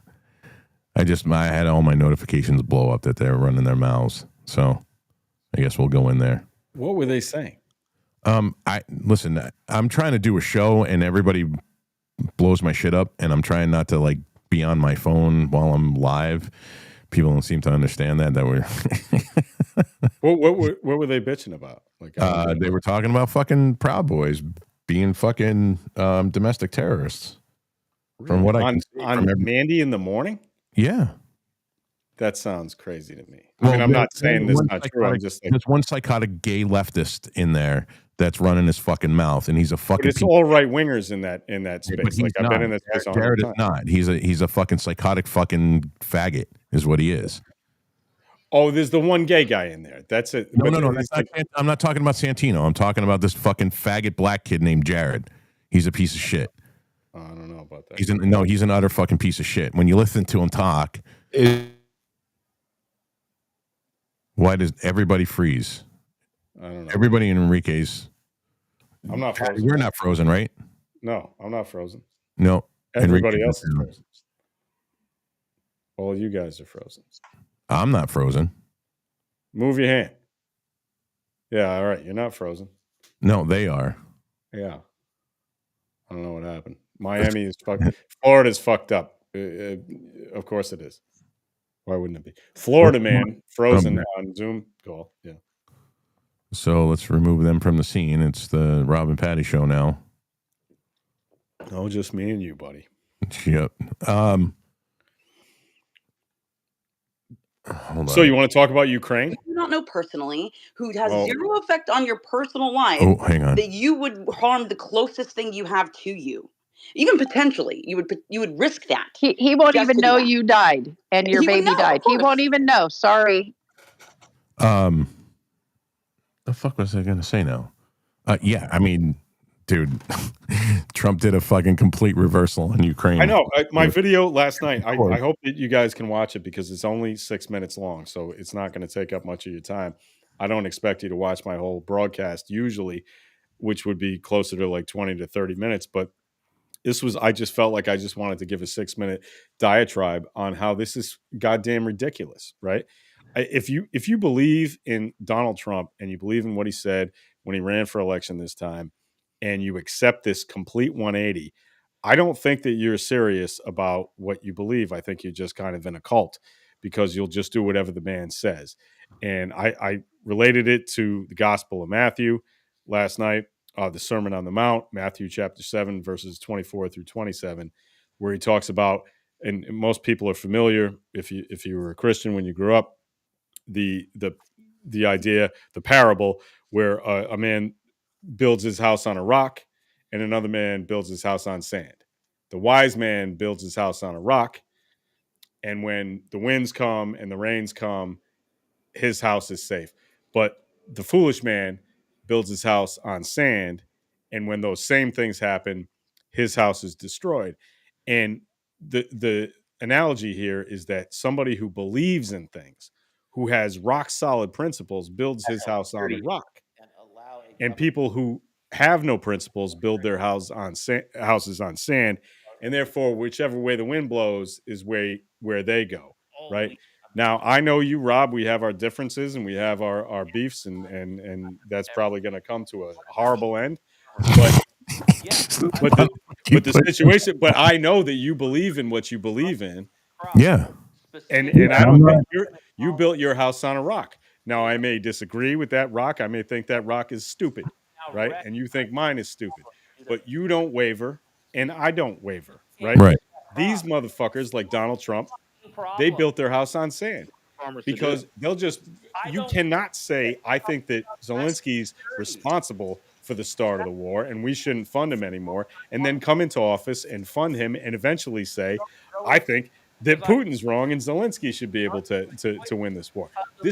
You do a 180 on something like that, and you just prove that you are malleable, man. You're somebody that doesn't believe in shit. You don't believe in anything. Unfair. And I'm offended by it, and I think that MAGA should be offended by it, but I'm sure it won't be. Fair to the farm. Well, I mean, it's just it's the constant flip flopping back and forth on this Ukraine thing. Listen, I am not pro Ukraine. I don't give a fuck about Ukraine. In fact, I don't give a fuck about Russia, and I don't give a fuck about Israel, and I definitely don't give a fuck about Gaza. I don't care about any other country. I am America only.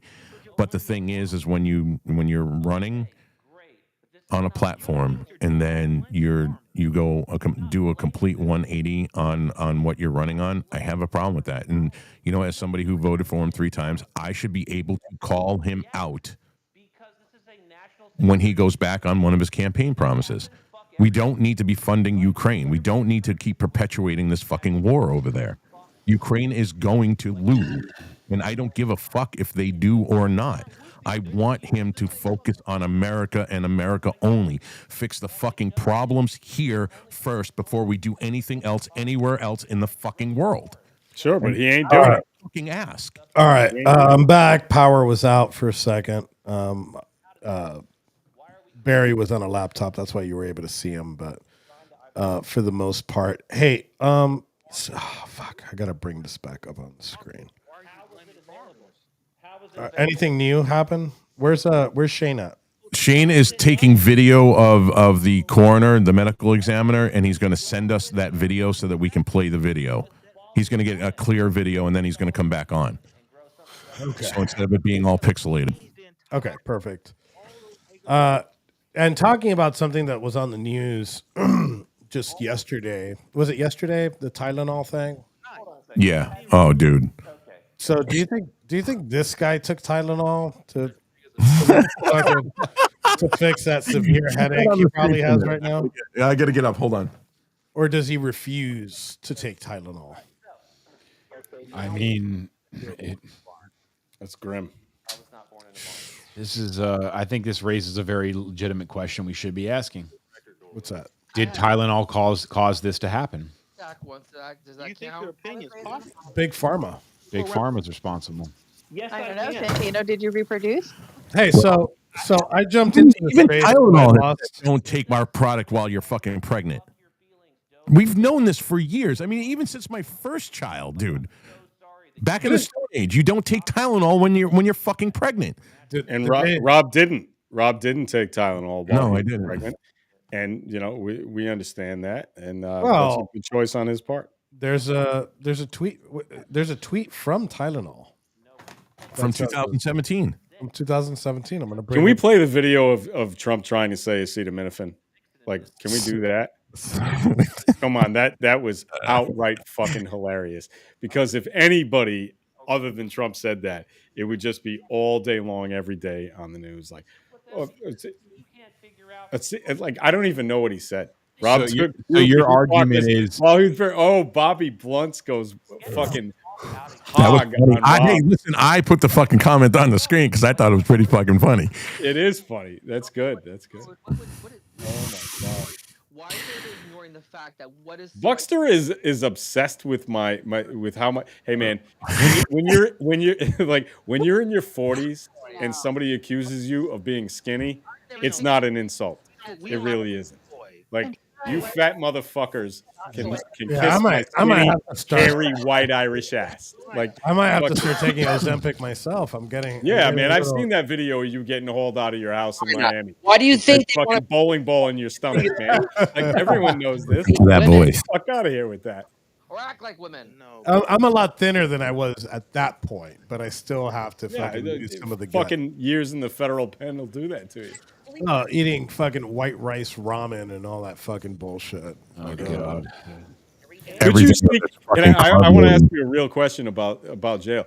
Could you get like food? Could you get like because no, we've all seen prison movies where they sneak food in and shit like that.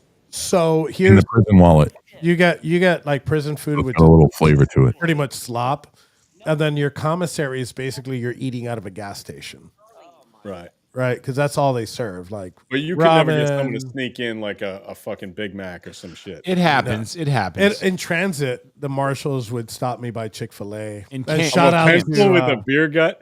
the That's marshal that didn't want me to. He didn't want me to name him, but he wanted me to mention this. And I remember this now. This was back in November. While I was in transit, he's like, "Hey, you don't mention my name, but tell people that I gave you Chick-fil-A." And he did. He stopped at Chick-fil-A. The dude got me like 4 sandwiches, some chicken nuggies, fucking all sorts of shit. Chicken nuggies? What are you, fucking 5? Chicken nuggies. So when I was in Alexandria going to trial, you were going to trial too. There was an officer there that one morning came in my cell, woke me up, and gave Officer me. Trace? I cannot confirm or deny. And he gave me a big old fucking cup of Dunkin' Donuts coffee and a big plate of bacon and eggs and biscuits from the staff lounge. It was fucking incredible. Can't buy them in euros. Can't buy them in. Hey, Rob, can you mute that thing for a second? Let me ask you something Yeah. about that space. So Do you know what they were talking and who Yeah, wasn't? that we're fucking domestic terrorists. Is that correspondent X guy? That's No. So listen, crazy. listen. It's in Most that of the people space. on the stage are conservatives. There's this one that it's literally, if somebody is capable of being blocked in spaces more than Patty, it's this motherfucker Jared. No, I'm dead serious. Like, he's banned from every single fucking space except for this one. But Because I'm banned from that one. So from Mandy's, I don't understand how you're banned from Mandy's. Oh yeah, because the other day I started talking about See? how Charlie Kirk opposed the Civil Rights Act, and they booted me for that, which is true. He did. No, he said didn't. it a million times. Yes, he did. He said it a million times. He opposed the Civil Rights Act. I'm not saying that He quoted it constantly and used it as reference to make. Well, Barry, I'm gonna send you an article that shows that he did the opposite. But it doesn't matter. Like, I wasn't saying that there's any reason that like, I was saying that Charlie should not have been shot, and I was, it was a terrible thing and all that stuff. But once I said that he opposed the Civil Rights Act, and he said that Martin Luther King was a horrible person, which he also said very recently. Martin Luther King had a very troubled. Yeah, I know history. but He I was just not. I'm not taking a position one way or the other. I'm just saying I said that he said that, and they freaked out and cut me off in mid sentence. So I'm a professional heel. Well, I've first never of all, heard Charlie oppose civil rights. Buckster, that's not how you spell heel, dum. And I wouldn't expect anything smarter from a Marine. But whatever, we can argue about that later. It's heel, HEEL. But yeah, okay. That's fine. That's fine. Cash in return. Is Patty Iranian? That's a good one. I got Christ. accused of being an Iranian spy. I don't know if you guys remember that. Well, the Proud Boys did. I'd buy you from Assad more. Like, if I had to. And they're gone again. They lost power again, Patty. Who lost power? They did. Look, they're frozen. What the fuck? Florida man. Did they got a fucking storm coming in? I don't know. Yep, Barry gone. Let's remove him from the scene and remove Enrique from the scene. Well, you're gonna have to remove me from the scene. I got to take a piss. I'll be right back. Okay, well, I guess I'm on my own. I'm gonna turn the space up. That the Chinese government is able to purchase Russian oil with So, U.S. dollars. I have my hand up, and they still haven't fucking called on me. And trading it with. No, they're not. No, they're not. It is currently illegal globally to do so. Are you under the impression? Illegal to who? Are you under the impression? Starting a war in the middle of Gaza is illegal. impression? But who gives a shit about illegal? Are you under the impression? Who gives a shit about illegal? Are you The only under the person that's going to impression? enforce laws are the person that's actually has the power to enforce it. What are you talking about? Are you under the impression that Putin does not accept the Oh, yen they're in exchange Penn. They're for just his ignoring me. Absolutely. I guess look, from that's what the Bobby reason Blunt why, said that you they know, were you bring up a good point. That's the cackling like reason chickens why when I got on the stage. Putin has been able to get around all the sanctions Because you he's not don't have dealing to in the use U.S. dollar dollars to anymore. buy oil. He's not dealing able in to the get US around dollar. it because you don't have to use dollars to buy oil. My point exactly. No. But that's from Russia has the oil. China doesn't have the oil. Russia does. China is bartering with China. I mean, China is bartering with Russia for the oil. So yeah, I just got a text from Enrique, and I don't have clout. Come on, American 702. I don't have clout.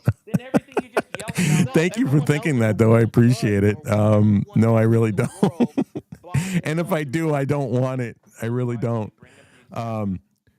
So I just got a message from Enrique that the power went out yet again. All of BRICS are breaking away from that. Well, why not? Why not? It's Florida. Yeah, I don't know what the hell's going on with their power. They're powerless. Oh, here we go. Hold on. Yeah, go ahead. You're talking about a financial system comparative to a commodity. It's not the same. Okay. Well, there's still Don't necessarily put bundles of $100 bills on a ship. Yeah, well, Penn, it took Chad telling them to bring me the fuck up for them to bring me up. It has nothing to do with Manny. It has to do with Santino. Somebody from a foreign country utilizes it. They're two different things. They're not. I All understand. right, well, I'm going to bring this down for now. Okay. Dude. So yeah, I mean, really, for me, it was. I was going to go back to what you and I were talking about, Patty. If Barry actually even comes in, it's so the people on my side that are I call them the dick riders, because there's a lot of people that aren't, but the dick riders, the ones that no matter what he does, like we've talked about this. I've talked about it on my show. We've talked about it here. There is two big, majorly vocal camps. There is the ones that will ride or die no matter what he does. If he does anything wrong, he can never do any wrong. Then there are the people that he does one thing wrong and it's like, fuck him. Okay. People who are smart are somewhere in the middle going, you know what? I supported this man because I believed in his message. When he does right, we call it out. When he does wrong, we call it out. And for me, I want to make it clear for people. I want to make it very crystal fucking clear for people that when I call him out, I want him to hear the people that have supported him 3 fucking times, supported him over the last 10 years. I want him to hear us and say, dude, listen, what you're doing is wrong. It's against what you ran on. I want him to hear that message. More of us need to be like that to get him back on track. And it is. I know that you believe that, and that is the correct thing to do. It is our responsibility to get him back on track because we're the ones that put him there. Right. And I think that's exactly the way that anybody who supports a politician should treat the politician they support. They should say, hey, look, man, when you do right, I'm with you. When you do wrong, I'm going to call you out. And that's the way it is. What unfortunately happens is that you've got, people that I call the MAGA cult who will just bend again, like my show was about yesterday, just bend their beliefs just to suit whatever he does. And that is the definition of a fucking cult. And that's just the way it works. I've said a million times, you're not that guy. Enrique's not that guy. Barry is, whatever, somewhat that guy. But here she is. But what the point is that your principles should outweigh your loyalty to a man. You know what I mean? And if you don't do that, then we end up with Stalinist Kim, Jong Il. We end up with, Cuban bullshit. We end up with Castro stuff. Like, we don't need that, man. We need to avoid that at all costs. We had that. We literally had that under Biden. We didn't have. All right, you guys hear me? Over Trump. Yeah. Okay. Yeah. Dude, you guys got like a storm coming in? Yeah, there's a storm and the generator kicked on that first time, and then I guess it kicked off. And then the flux capacitor malfunctioned. Buckster made a point though that I think is reasonable. He said we should also be able to support someone who makes a mistake, and I agree with Buckster on that. Just because somebody makes a mistake doesn't mean you have to ditch them as a politician, right? I get that. Right? That's totally legit. It's a question of whether the mistake is a deal breaker to you or not. And I would think that reversing yourself on the Ukraine-Russian war would be a deal breaker. Now, if it's not for you, okay, it's not for you. Well, it's not a deal breaker. It's one of those things where I'm going to call him out so that he hears the people that put him. But it's not a deal breaker, is what you're saying. I'm not going to stop supporting him for that. I'm not going to be because I don't want to be in either one of those camps. I don't want to be in the Dick Rider camp, and I don't want to be in the fucking go fuck yourself camp. Right. So what you're saying is because there are plenty of things that I have disagreed with strongly on, say, Barack Obama, right? I voted for Obama. I'm a Democrat. I'm an Obama supporter.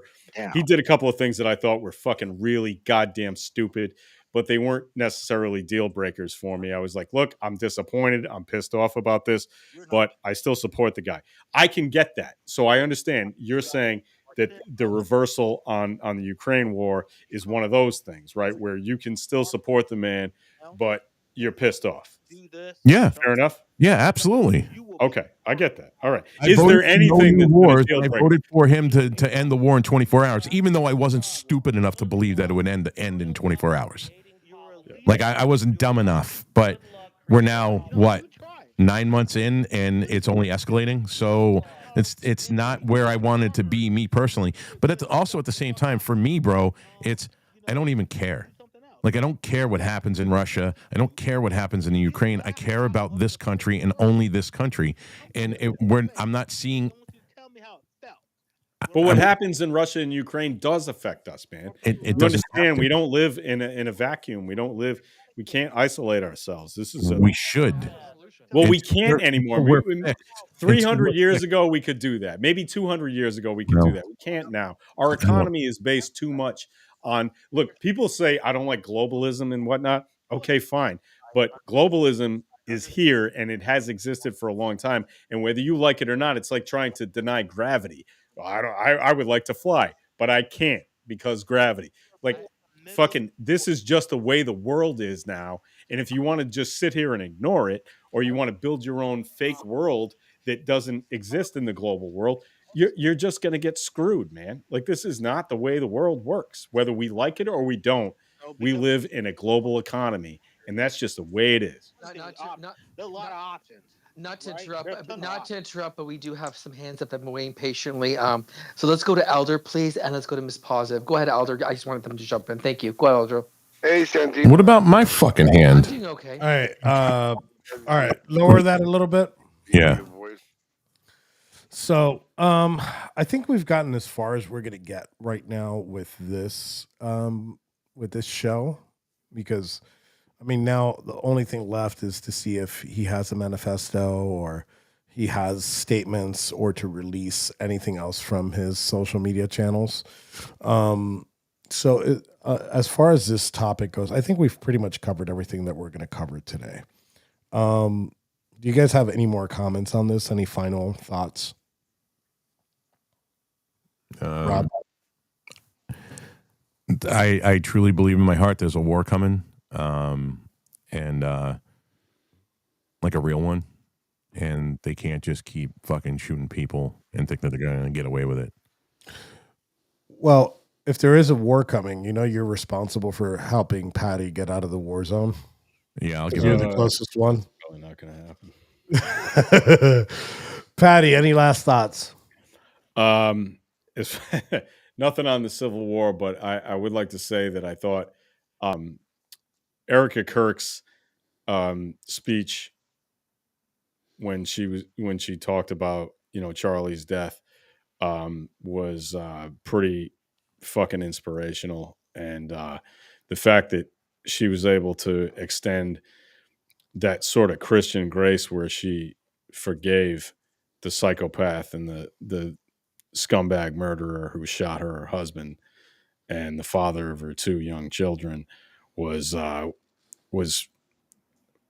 pretty unbelievable. I mean, to be able to have the strength to do that, I think is just shocking in a good way, And I think she exemplified what Christianity is supposed to be.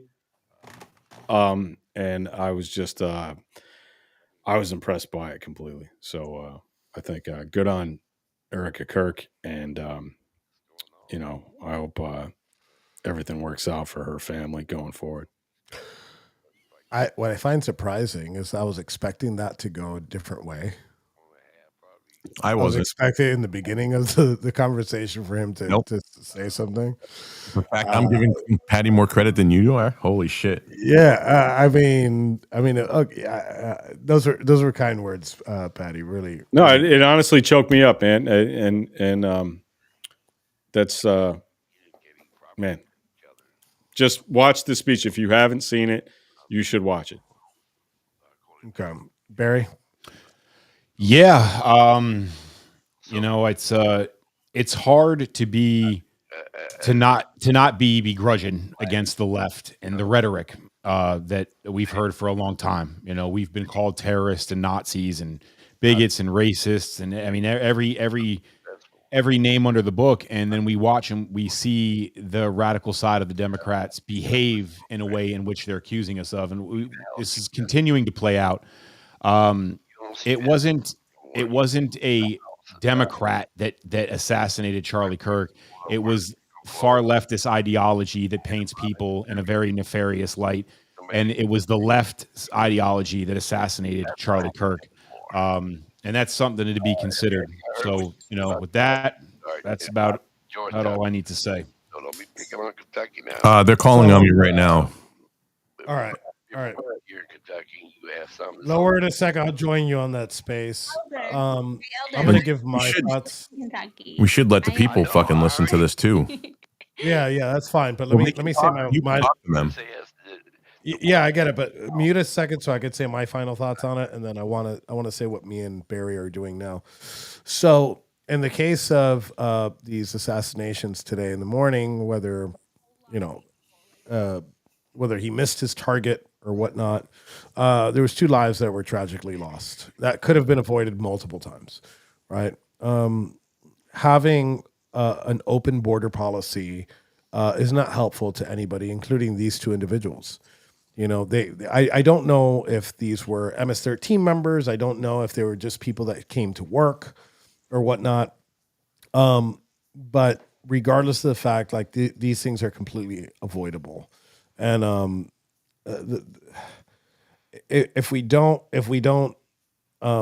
humanize these situations, they're going to continue to happen. I don't have any expectations of these situations being humanized by the populace of America. I think we're in a dark place. Are we in a brighter place than we were 4 years ago? Absolutely, I think so. I think there's less people that are polarized, more people that have made their decision. So with that being said, me and Barry are going to be going live at 3 p.m. On Barry's show, The American Rise, with a guest by the name of Alfred Kim. If you don't know who Alfred Kim is, we've had him on the show before. He runs this organization called the White Skull Squad out of South Korea, which is technically kind of like what the Proud Boys are, but in South Korea, even though we do have Proud Boys in South Korea.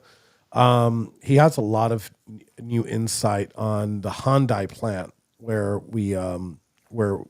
ICE came in and arrested some individuals that were in there. And since then they've been, I believe, released or deported. But he has very unique information about that and the ongoings of South Korea. So if you guys can tune in, it's today at 3 p.m., about an hour and change from now. So tune into the War Boys Studios and to the American Rise. So I am your host, Enrique Tario, and we're going to keep listening into this space session. I'm actually going to try to jump on from my phone if the power allows me to. So I appreciate you guys for joining. Can I just also let everybody know my show's at 5 today, and the hats are live, by the way. There you go. Okay.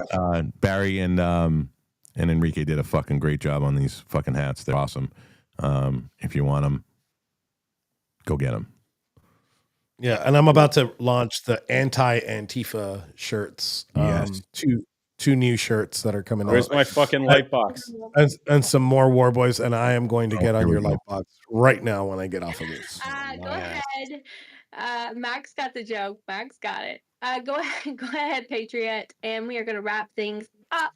You're forgetting Miss Positive. She's been waiting. So I'm going to get Rob. I'm going to keep you on screen.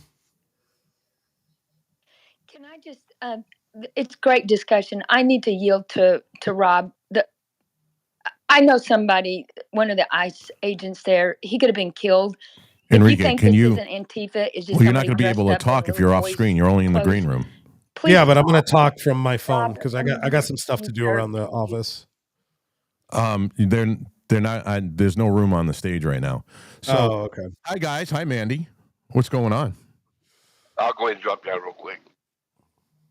So I just want to let you guys know we are. Hi Santino. We are actually live on our podcast right now, the War Boys, and we got about just under 3,500 people listening to the space, and so I'm in here right now with my brother Enrique Tario, and I was just tagged relentlessly about your space because I heard that there was some shit talking about the Proud Boys. So we came in here to stomp a mud hole in your asses. Well, I came in here to kind of figure out what was going on. So I'd like to know. I'd actually like to know what was being said because what I'm being tagged in and the messages I'm getting in the background. We need to handle this, and we need to handle it now. Add me to the screen. So, Patriot, Are you a Proud Boy? Yes, everybody knows that. I'm actually I didn't know that. I'm actually national leadership, and I've been a Proud Boy since 2017. That is Holy awesome. fuck! How about that? Yeah, the man himself. I And then did not know that. And there was not any crap talking. There was a lady up here who said that she liked to watch you guys beat other people. So we said super gently that we don't condone any violence in this space. And that was the gist. It is a recorded space, so you guys are No, always welcome to go back and listen. that's fine. I mean, I don't.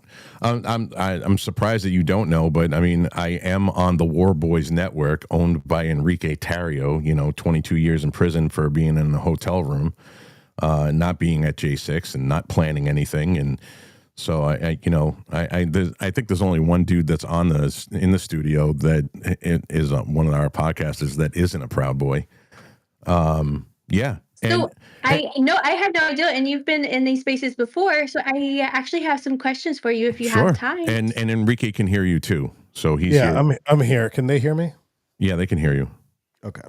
I can make room for him on the space if he wants to come up. Well, I mean, we're actually live. I mean, oh, okay. Yeah, as long as you hear me through Rob's microphone, I think you're fine. But yeah, they can hear fine.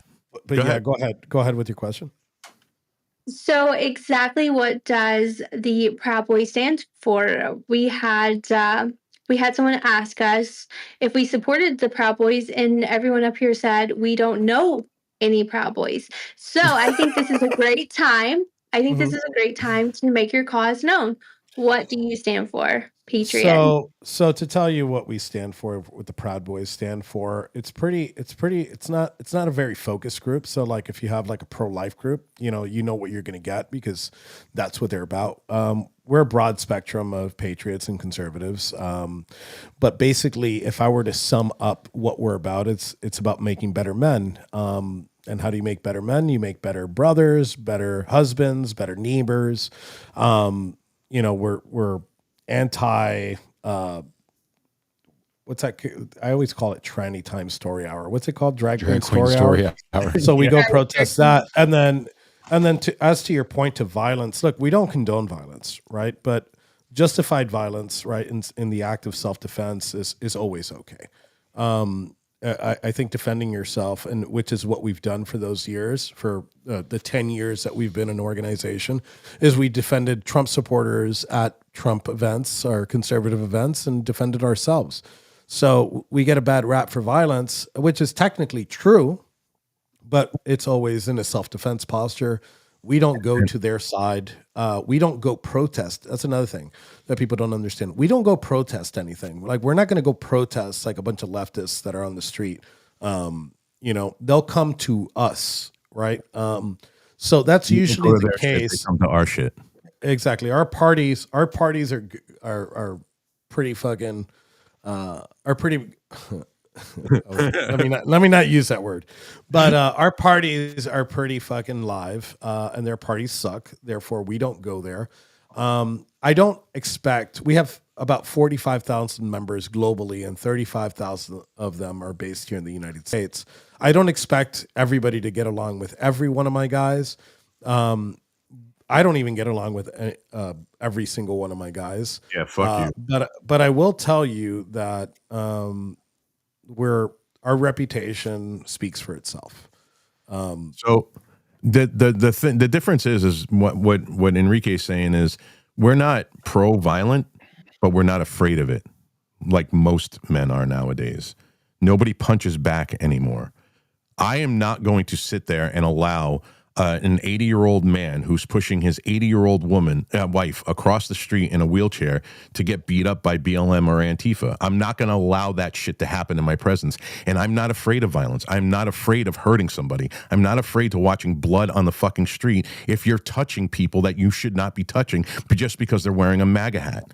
I am pro-violence when it comes to that. I'm 100%. I advocate for pro-violence when it comes to defending people that can't defend themselves, or a mother and her daughter trying to get into a hotel room that were getting roughed up by Antifa. I am going to put my foot in your fucking ass, and I will gladly take the cuffs and go to jail for it. Because so why are I've you getting defended. upset when Antifa does the same thing against you? Because Antifa. Well, because that's why. Rob, let me answer that one. So we don't get mad when Antifa does it to us. We just respond accordingly. Yeah, we don't get mad. That's we fully I, expect. I don't get mad when somebody decides that they could assault a Trump supporter and not face. They're going to face You're a Proud repercussions. Boy, not a Trump supporter, a Proud Boy. I'm 100% a Trump supporter. We defend ourselves. If you come at us, we're going to fuck you up. Have you ever so hold on, let me ask whoever's talking, let me ask this. If you're walking down the street, right, and you see somebody get assaulted with a MAGA hat, are you going to tuck tail or are you going to defend that person? And I'm assuming it's a male. It's 2025. We can't make assumptions anymore. But in that case, you can't. Would you just stand by idly and allow that person to get assaulted? Anyone is getting assaulted, of course, Okay. see what's going on and see who the victim is and act accordingly. Okay. I think that you should step in and help anyone who is in a terrible situation. You should definitely not pick up your phone and start recording. Yes. I mean, and if you know nothing else to do, just call 911. Make sure that that everyone is okay. Like I said, this space does not condone violence in any way, shape, or form. We are just here to peacefully discuss all sides of the argument to find a common and middle ground. United we stand, divided we fall. Hey, Mandy. Well, here, Jared. Hey, Yeah, hang on a second, Jared. Hang on a second. Norwood has his hand up and he is a co-host. Go ahead, Norwood. Thank you. As a member of the left that is not going to waste an opportunity on some dumbass bullshit that my side gets on, since I have Mr. Terrio's attention, I would like to ask him a question regarding the current acknowledgement and or labeling of Antifa a terrorist organization.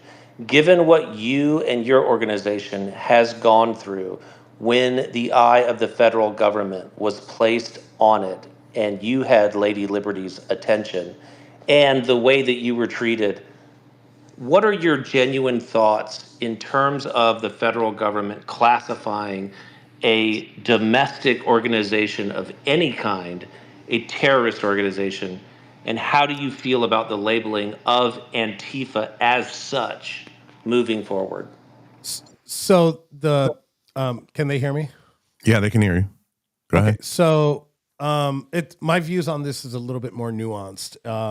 So I'll explain how I feel about it. So if you read through the executive order itself, the important part comes on the fourth or fifth sentence where they're going to target funding groups that fund these Antifa groups. And and I just said this on our podcast, I don't believe Antifa is an organization per se, but it is a cell of organization similar to what we see with the Mujahideen, with Al-Qaeda.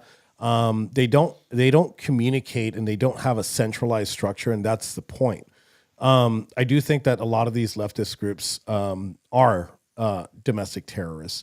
Now, given the part where you say, how do I feel based on what they did to me? I am a person that I understand people's concerns, especially we have Patty, which is our resident leftist here at the Warboys Studios. That's currently on the screen. And I understand that, but thinking that this is, if we don't do this, that the left isn't going to try to put us back in chains whenever they get power. I'd be lying to you if I said that was the thing. The people who did this to us need to pay, right? And this includes the whole armada that they used against us, whether it was the government's prosecution, the media, and members of the public that are influencers. I believe that they do need to pay for that. How I want them to pay, it's justice. I want the legal system to come in, investigate. If they find a crime, I want them to be prosecuted. And if they're prosecuted, I have no problem with giving them 22 years and they can wait for the next administration and hope for a pardon like I did.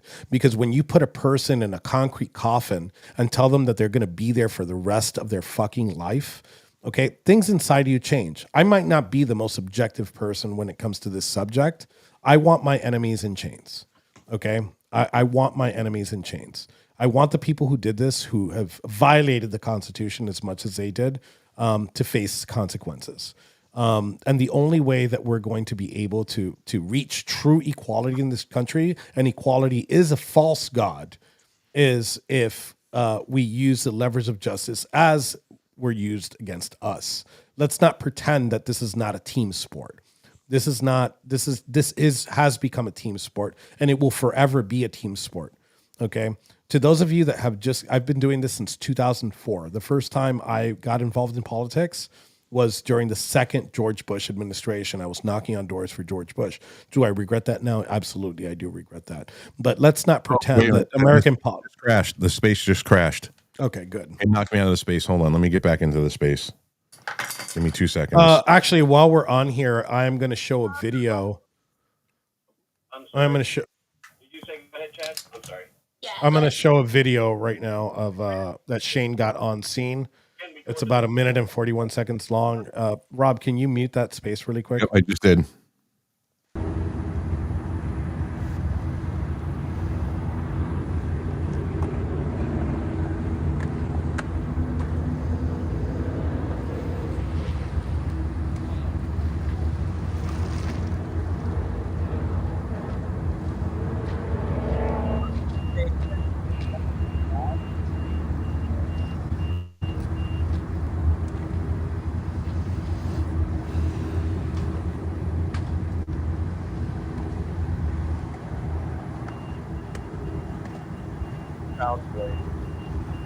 For all intents and purposes, outside of the federal monitoring has been labeled such. And I think that having access to him at the school is the greatest example of a filter that I could then ask that question. And I'd like to ask more follow-up questions whenever him and Robert are. So we're back. We're watching the body of the shooter being moved into the coroner's van right now. They just brought it downstairs from the building, and they're loading it up into the van as we speak. So we're doing that live right now. So I apologize, guys. Yeah, he looks like he has some size on him. He's like a big kid.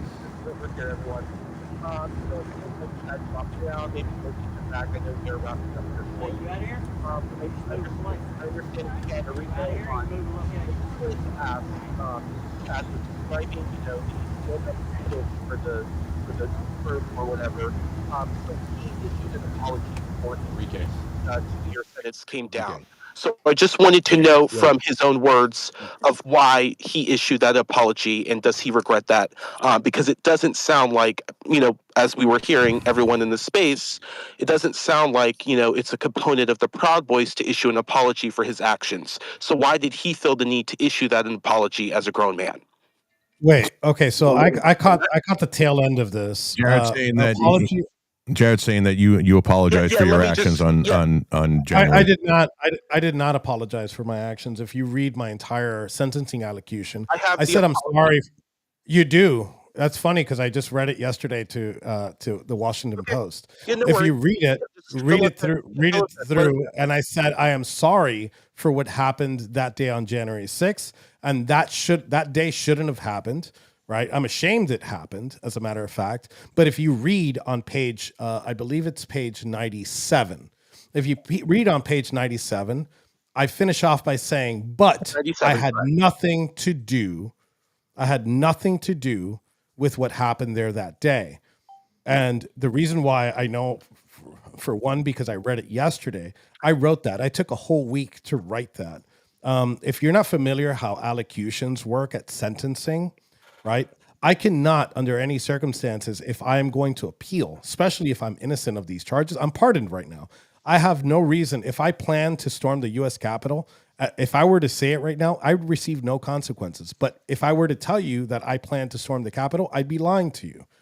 So at a sentencing allocution, I'm telling you, look, I'm sorry that this happened to those law enforcement officers. Some of them did come that day in the morning just to do their fucking job, right? A lot of them took advantage of that and assaulted Trump supporters that day, shot pepper balls and rubber bullets at them. So say that I apologized. I was not a part of it. I wasn't there. And I was the only one. That's how much you fucking people know. Yeah. Yeah, the And assumption. that's good. I think that's good to hear. Enrique, But say his 'cause we are, fucking name we right. are Wait. So Enrique. let him finish. Go ahead. So I just want to issue a follow-up question, and then you can just run with everything, because again, we are wrapping up here shortly. But I think the question is, so you said you did issue an apology for the events and what transpired on January 6th. No, I said I'm sorry for them. I'm sorry. Exactly how I could tell you I'm sorry for what happened today to those two illegal. Do your brothers in the movement? Do your brothers and sisters a part of the Proud Boys? There do are no they, sisters. Okay, no sisters, It's just a the men's brothers. Okay, club. got it. Men's fucking club. Something you wouldn't know So about. the men's club. Do your brothers support your for you expressing your remorse for what happened to certain officers? Do they support that? Chad, Patriot. What do you guys think about that? Do you guys think that's a little bit of beta male, or what do you think? What? I'm sorry. I just answered your question by saying I'm sorry for what happened that day. I wish it wouldn't have happened.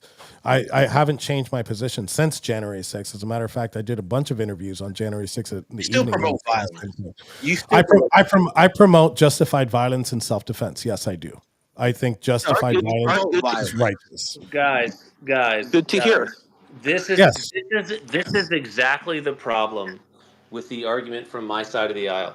You have open access to actually figure out how a leader of a movement that you don't agree with thinks, and you're attacking him personally. You're not going to get anywhere. Norwood, and like Norwood, you don't. Norwood, let's not show your. Jared, let Norwood finish, please. Go ahead, Jared. Go ahead, Norwood. Pardon me. The gotcha moments are so tired, right? Like he's here right now. Okay, you can actually like have an interview, have a conversation, like in the name of Charlie Kirk, if you will. Like prove me wrong, right? Like Jared, shut the fuck up and actually ask. Okay, so Enrique, if you wouldn't mind. Democrats killed Charlie Kirk. As a coercion through fear to affect either public sentiment and or political policy. Of the people I'm sorry. who don't agree with your movement. Norwood, you got to repeat that because we were laughing so hard in the studio we didn't hear you. I'm sorry. The made us all fucking die laughing. Even Patty's turned bright fucking red. Like I can't believe you have Enrique Terrio live and you're dicking around with it, Jared. Okay. Go ahead, Norwood. You guys make it sound like it's a big deal. Terrorism is described as a use or threat of violence by a non-state actor to create fear and or coerce governments or population into achieving a political goal. So, given that a lot of people, regardless of how you intend the message, receive it as fearful, do you understand that a segment of the American politic can perceive your organization as a terroristic one? And how do you respond to that, given that they're hearing it through fear, even though you don't intend it as such? Okay, so I can't hold myself responsible about how somebody perceives my message. If somebody were to point out a specific message from either myself or the Proud Boys, I could obviously hone in on what it is, right? But I can't tell you that we've ever. There's no video, and there's many videos of us fighting. There's no video of us being attacking unprovoked. Right. And by unprovoked, I mean like with a direct violence. Like people could tell me whatever. People could stand on the other side of the aisle of me and be like, "Oh, I'm going to kill you." If we're in a public setting and I don't see a firearm or anything I'm not going to go at them. I'm going to laugh at them. And Norwood, I can tell you what I think intimidates people in this situation. It's literally people afraid of consequences. It's people who don't want to suffer consequences for their behavior, right? I don't disagree with that. But my question to Enrique, not Enrique, Jared. My question to Enrique is, like, given that regardless of your intention, there Yes. is a segment of the population that is Yeah. going to ingest it fearfully. Mhm. Do you consider them when crafting the message? That's my point. And No, well, go ahead. Go ahead. yeah, In two part, I'll answer in two parts here. okay, go ahead. So number one, like I already know that segment of America is pretty much hopeless for me to change your mind. I'm not here to change minds. You know, there's a lot of people like Charlie Kirk, for example, that their whole existence is based on like changing people's minds, right? You know, our movement isn't a monolith, right? We all have different focuses. And mine is not to bring other people to my side. Mine is to express my views, right, and call out what I see, like many people do. You know, you use social media to go ahead and like say, I don't like this. This is why I don't like that. And there's a difference in our organization when I say focus is a lot of people in this movement, and this is necessary. I'm not making fun of them. They're very good at arranging pixels, right? Whether it's creating like social media content, videos, pictures, memes, a tweet or whatnot. We're not known for that. We're known for things that we do in real life, right? And what we do in real life is we protect Trump supporters, right? Yeah, mob. And then so given that I'm my message to those people that just after 10 years they don't understand, I already know that another 10 years isn't going to change that. So I'm just going to speak my truth to power, right? And I've gotten it wrong a couple of times. I'm not going to deny that. But I've had these views for a very long time. I'm Cuban, right? I come from a family that was directly assassinated at the behest of Che Guevara in Cuba. My family fled in the early 60s to the United States. I have a very, very strong hatred for leftists, not liberals, for leftists. And there's a difference, you know, and I think that there's less leftists today in America, granted what happened on election day last year, than there were before. Is our country as polarized as people want to make it out to be? I don't think so. But we're lacking is, and again, I mentioned Charlie Kirk, we're lacking that communication, right? We're lacking that understanding and the agreeing to disagree. Okay, last question, then I'll yield because having access to you, like I just can't tell you how many questions I have. So just this Yeah. one, if you wouldn't mind. Okay, so probably the most universally known tweet that you have ever put out is standing down and standing by, sir. My question would be, Stand back, Trump stand by. said, yeah, when Trump said Proud Boys stand down and stand by, Okay. where were you mentally when you saw that? And then how Um, were you feeling when you responded standing down and standing by, sir? Or, you know, and yeah, if I exactly quoted wrong, I apologize, but like it's okay. when that tweet came out, it was specifically designed for you and your organization, and Yes. the world saw your response. So my question is not what you intended by it, but Mhm. to get to know you specifically. Where were you mentally when you saw his tweet, and then what were you feeling when you responded? Okay, so let's start where that came from. It came from the first debate between Biden and Donald Trump. 2 days earlier, we were in Portland hosting a barbecue while Antifa and BLM were burning down the city. There was 33 arrests that day. It was major headlines for about 2 days until obviously the debate happened and that took over. So I believe that on that night that that was going to be a topic that was going to be brought up, and it was. If you actually read the context and you watch the video, there was a confusion on the stage there because everybody was talking over each other.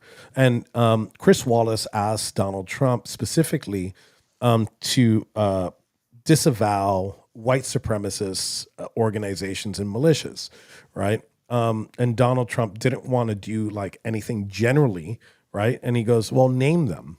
And in the mix, the person who mentioned the Proud Boys was not Donald Trump. The person who mentioned Proud Boys was Joe Biden, and he responded by saying, "Stand back and stand by."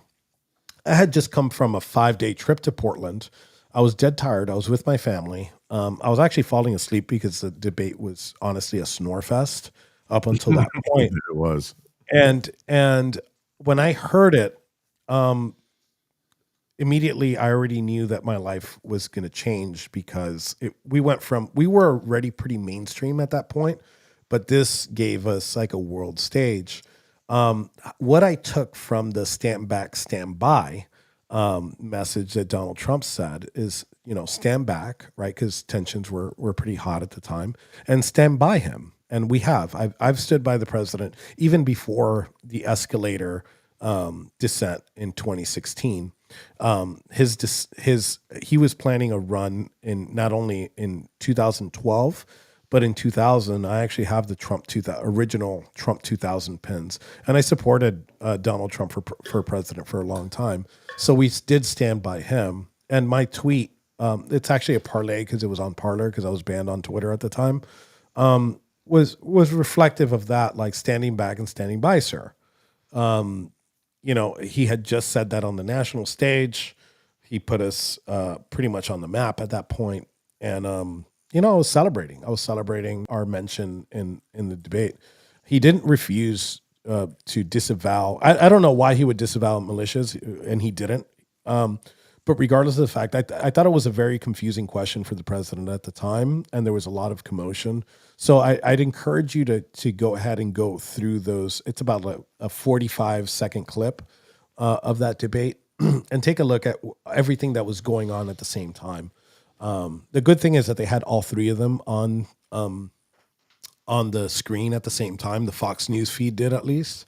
And so you could see all the responses and the mouth movements at the time. But I did take it as like stand back, like there was a lot of tensions and stand by him. That's how I took it at the moment.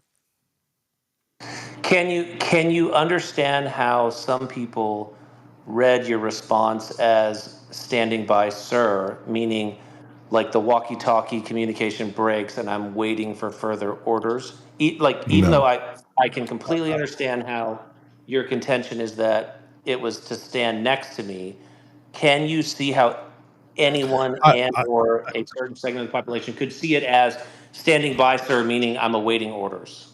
I could definitely see that, but I could also see that more than a grand majority of the people that took it in that way are leftists, right? Or liberals that needed a boogeyman at the time. Well, And Enrique, can you as somebody who's not a Proud Boy on the left, I might be able to respond to that. Go ahead, Patty. By saying when I saw that, I remember my wife looking at me like, "Oh my God." Like here it comes, like, because these are the guys that you followed around, because as a photojournalist, I've followed these guys around for, years, since, 2018, when I got into doing this. And I knew immediately that obviously this was going to up their profile across the country, but I didn't think for 1 second that this was somehow going to mobilize the Proud Boys to do acts of violence, because I know these guys well enough to know that that's not how they operate. Because the idea that they could organize some sort of national insurrection was on its face ridiculous. You can barely organize a fucking barbecue. These guys couldn't organize a sock drawer. Is what I would say. And I testified in the trial of these guys, like in federal court, to that extent, that just the idea that they would organize a thing like that was absurd. So while I can understand the optics being difficult for people to understand or enrage people, the reality behind it is so much sillier than you think, that it's really a joke. Can I speak to this real quick, Norwood? It's Rob. That's why I think it's important to ask Enrique the question specifically, because I asked him earlier, do you consider the way other people take your message before you disseminate the message? And he says no. I don't care how they take it. This is how I think. This is how I feel, and this is my message. And you can take it however you want. So to then ask him, okay, well, when you say standing by, sir, do other people take it that way, blah, blah, blah, and is that something that you consider? For him to say no is consistent. But I will say, Rob, listen, if you guys are having a problem organizing a barbecue, maybe you shouldn't be so racist and you can get more black guys Yeah, to well, your organization. considering that most Hey. of the Cowboys are all Latino. Hey, I'm half black. The Florida boys are mostly all Latino. I mean, and then we have the black face of white supremacy as our chairman. Yeah, we're totally racist. That's the thing. But you know what, Norwood? I'm going to say something that isn't hyperbolic. So relax, everybody. We can't help the fact that the left, when it comes to the Proud Boys, have just drank the Kool-Aid down so much that they don't even want to do their own research. That whatever the news says is sacrosanct to them, and that's it. There's no investigating. Like, hey, wait a minute, this sounds kind of crazy to me. Let me research. I mean, listen, we have our issues with the things called the tenets, but if you really do read what the Proud Boys have said their tenets have been for our entire existence, we're talking about glorifying the entrepreneur. We're talking about raising housewives up and exalting them as givers of life. That's not very like racist or Nazi propaganda. We've always been completely against the drug war. We've been completely against prisons. For the whole mandatory minimums and the Biden crime bill in '94. We're vehemently opposed to it. So we have. I would say that most of the Proud Boys have more of a libertarian stance than a ultra conservative stance, but people don't want to research that. They just want to take whatever that they're fed through the tube or through their phone or through their computer and make it as that's what it is. But if you do the research, you will never see Proud Boys actively going after somebody. And anytime what does the Proud Boys think about the Civil Rights Act? The Proud Boys think about the Civil Rights Act. Yeah, what are the Proud Boys? I actually don't think about the Civil Rights Act. Hold on. So I just want to say that if anybody does their research, they will see that anytime the Proud Boys have ever gotten physically violent with anybody, it's because that there was something that caused that to happen. It wasn't just us. And our phrase, which we live by, Gavin said it, we don't go to their shit, they come to ours. We don't go to BLM rallies. We don't go to Drag Queen Story Hour. If we're doing like perfect example, a pro-life rally, and Antifa comes and they start messing with these women, we're not going to allow it to happen. We'll let the information online do it. But I guess my question, and this will be my last question, is like, what is your strategic goal? To recruit other Trump supporters to be a part of the Proud Boys? Absolutely because not. I know, I know a lot of conservatives here on X, and Jared, I know Hold on. Trump supporters. Let Jared ask his question. No. Let's blast him after. Let me finish the question, and then you can go on. You can answer, sir. So, God, Jared, you sound so whiny, bro. Well, I'm sorry. That's just who I am. So, Clearly. I guess my question would be, right, there's a lot of Trump supporters who just, subscribe to the regular Republican Trump MAGA ideology, which, everyone has their own opinion. Is your goal to say, hey, fellow Trump supporters, I want to recruit you to be a part of the Proud Boys? Or is it to recruit Norwood? Or is it to recruit Mike Mack? Or is that your strategic goal, and do you think it's going to work? No. So on the top of our list, take the Band-Aid off. Get into all the meat and potatoes here. Yeah. So on the top of our list is not recruiting, right? No. We don't post to recruit. We post to post, right? And then when you ask what their goal is, it's very simple: make better men. And I'll give you the prime example, right? I had two members. This was early on. This was like in 2018. One was a business owner, very successful entrepreneur. And then the other one was a father. He had a regular 9 to 5, had 5 kids. So when we go to meets, the entrepreneur Proud Boy would try to tell the 9 to 5 Proud Boy that he should quit his fucking job and he should work for himself, right? Which he did. Eventually, it took about a year and a half, and he quit his job. He started his own lawn care business, and he became very successful at it. In 2019, that Proud Boy, I'm not going to use their name, the entrepreneur Proud Boy, had a kid. And he didn't have his father in his life. So the person that he went to for advice is the person that he told to quit his job because he is a father of 5. Iron sharpens iron, right? And the goal, again, is to make better men. And that's very abstract because everybody has their own opinion on how to do that. So when we go to our meetings, the only requirement that you have when you become a member of the Proud Boy, of the Proud Boys, is come to a meet once a month. You don't have to go to a rally. You don't have to be a political activist. As a matter of fact, only about like 10% of the Proud Boys are political activists. The other 90% have never gone to a political rally, and the most political thing that they've done in the past 10 years is go to the voting booth. So when you ask like what our goal is, that is our goal, right? And that goal, if you want to join, you join. We're not looking to grow our numbers. Our organization is at a very good size right now. We're very careful with vetting, especially after what happened with January 6th.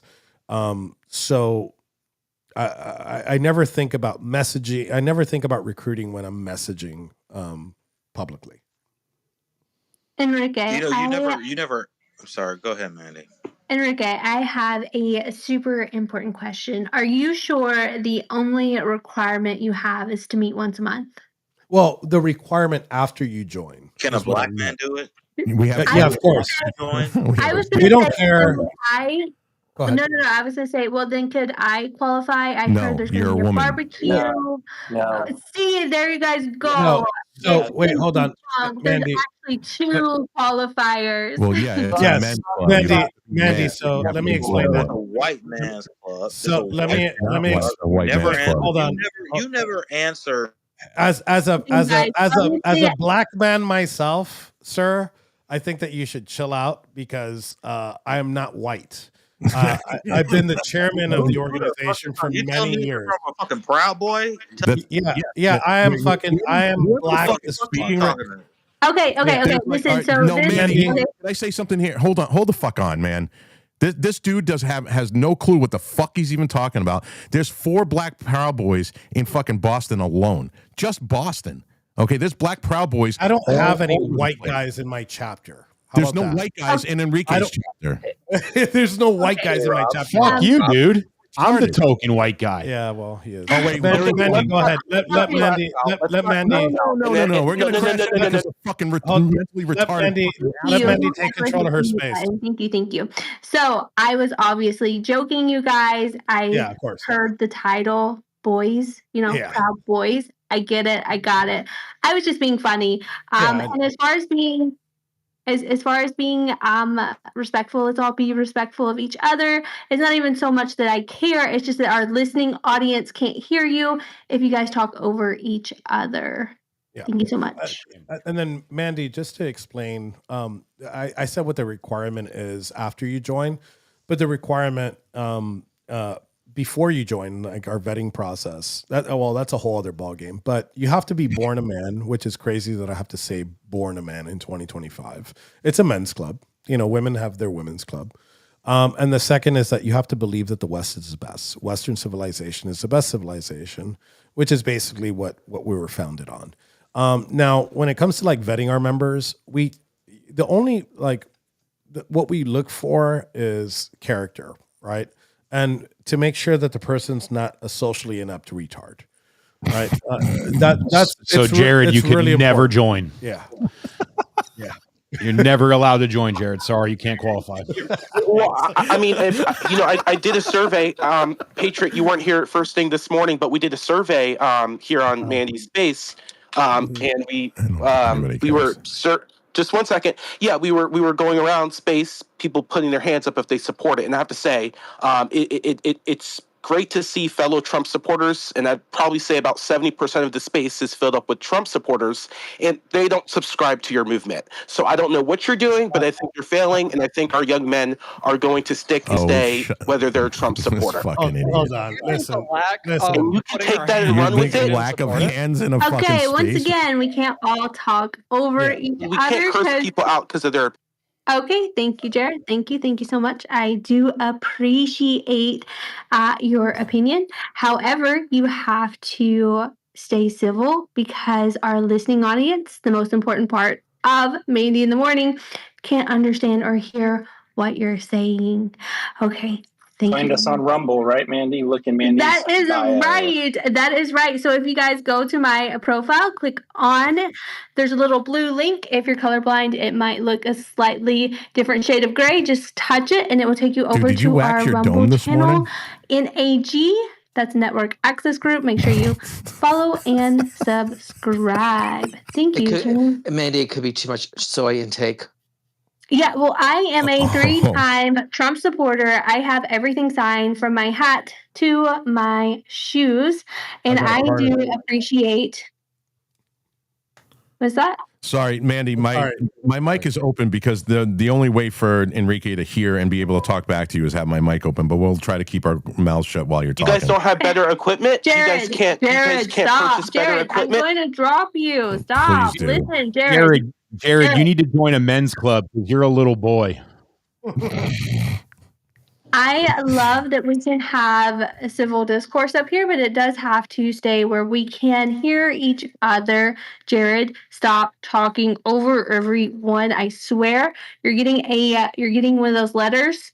I'm gonna have oh gosh, the guy who always is drafting the angry letters. I can't think of his name because he's really not that important and he doesn't do anything. But anyways, we're gonna have to send him to the principal's office. Santino, that was a pretty fire comment about the fucking soy. Good job, my friend. Good job. Guys, Thank we you so have much. We have hands. We're gonna go Hey guys, Alex. listen, we actually need to bail because Enrique and Barry actually have a show to do at 3:00 and they have an interview. So we're gonna have to bomb out. Mandy, Santino, Norwood, thank you guys very much for having us. Jared, you're gay. I appreciate it. Mandy, thank you so much for having me on. I appreciate you, Jared, even though you're 100% wrong. But thank you, Mandy, again. And you guys can follow me. And if you guys DM me, if you want to make further this conversation, feel free. I am online all day. Thank you. I just want to say that I appreciate you guys for coming up here and explaining a little bit about yourself and your organization and what you do. I have went to, I know, every bit of 30 Trump rallies, so I did appreciate feeling safe while I was there. So we're going to move on to the hands. All right, we are out. I'm just gonna bring this up on the screen real quick, my friend, if you don't mind. Go ahead. Just want to reiterate it again. Laptop died? I was at a full charge. Going at it for 2 hours. Whatever. Okay. We'll plug it in again. All right. So if you guys are interested, go to the 1776.shop and the hats are there. These are badass designs. I do appreciate my boys over there getting them done for me and being able to get it up there. Go to the Critical Mass. We got our shirts. Sweatshirts will be live today too. And go and support everybody here at the Warboy Studios. Barry, Enrique, Patty. Do you even have your shirts on the 1776 shop? You're muted. You're muted, numbnuts. You have one of my shirts. I do. And actually, I was going to tell you, because I was wearing that body armor, I was sweating my fucking balls off. So riding home in 50-degree weather on the bike. Oh, yeah. You had to swap your shirt out. Yeah, dude, I wore your shirt all the way home. And everybody's like, dude, you got to tell Patty that. And then he won't fucking believe it. But I absolutely did. I wore a Patty Don't Serve shirt out the whole way home. Hey, it's a good nut rag or a shirt to sweat into. Dude, there was I would never be able to use that as a cum rag because it's yours and that would just be gay. Yeah, that'd be a boner killer immediately. Yeah, that would be a total boner killer, dude. Yeah, Enrique could put those shirts on the shop, but that would be pointless because nobody would buy them. Why? I'm sure conservative fucking want my goddamn light box is what I'm saying. Because I'll get it done. I'll put it to these motherfuckers. It took 3 months to get a fucking hat. How long do you think it's going to take to get a light box done? I don't know. I got a hat. I got hats from Pickles in like a week. You know what I mean? Like He's in Connecticut. He's in fucking Connecticut. Oh yeah. So does the Connecticut, Florida, the mail takes that long? Oh, are you kidding me? That shit. Hey, listen. Unless he's only got 6 customers. I'm giving you guys your LED sign and your hats free of charge. Nobody asked for that. Just get them out there. Oh, Just so make it happen. sorry. The assistant says the hats aren't live till 3 p.m. So a half an hour from now, everybody, the hats will be You live. just called her the help? She is. She's an assistant. Help? That's what she put on her goddamn profile, dude. She is Patriot Rob's assistant. That's funny. Just granted how It's funny how everybody on Our this outputs. motherfucker has an assistant except for me. I got to do everything myself. I got to do everything myself too. I don't have a fucking assistant. You got Barry, man. That is, I'm not no motherfucking assistant, faggot. Okay, whatever. Oh shit. That's good. All right. I just clean up messes and get shit done. Okay. Yeah. Well, you know. What kind? right, How does he like his coffee? Fuck you. I came in here this morning and there was fucking semen everywhere. I'm gonna need coffee after this. Now we got to do another fucking. How long have we been on? We've been on 3 Yeah, hours. I'm gonna do my show. I was at 5. trying to cut it out at one. Fucking 5 of 5. Let's cut it off now and get ready for Alfred. Yeah, we got to cut it off now. Thank you guys for tuning in to the War Boys Studios. Catch us today at 3 within, wait, how long? 1776.shop. 1776.shop, motherfuckers. There we go. Shop at 1776.shop and catch us in about 30 minutes right here on the War Boys Studios and catch Rob at 5 p.m. Thank you guys. Appreciate it. And here that's we a go. wrap.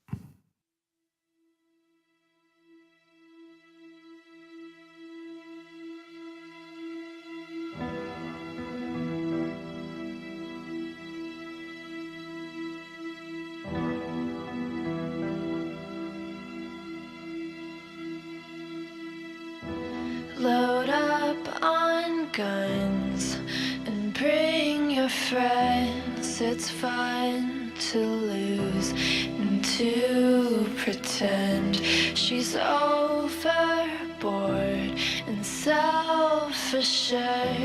Oh no, I know a dirty word. Hello. Prosecutor said Ethan Nordine was the undisputed leader of the group that day as they tried to prevent the peaceful transfer of power. An FBI agent arrested Proud Boys former national chairman Enrique Tarrio at this home in Miami. By 2 this afternoon, he was in federal court. Here we are.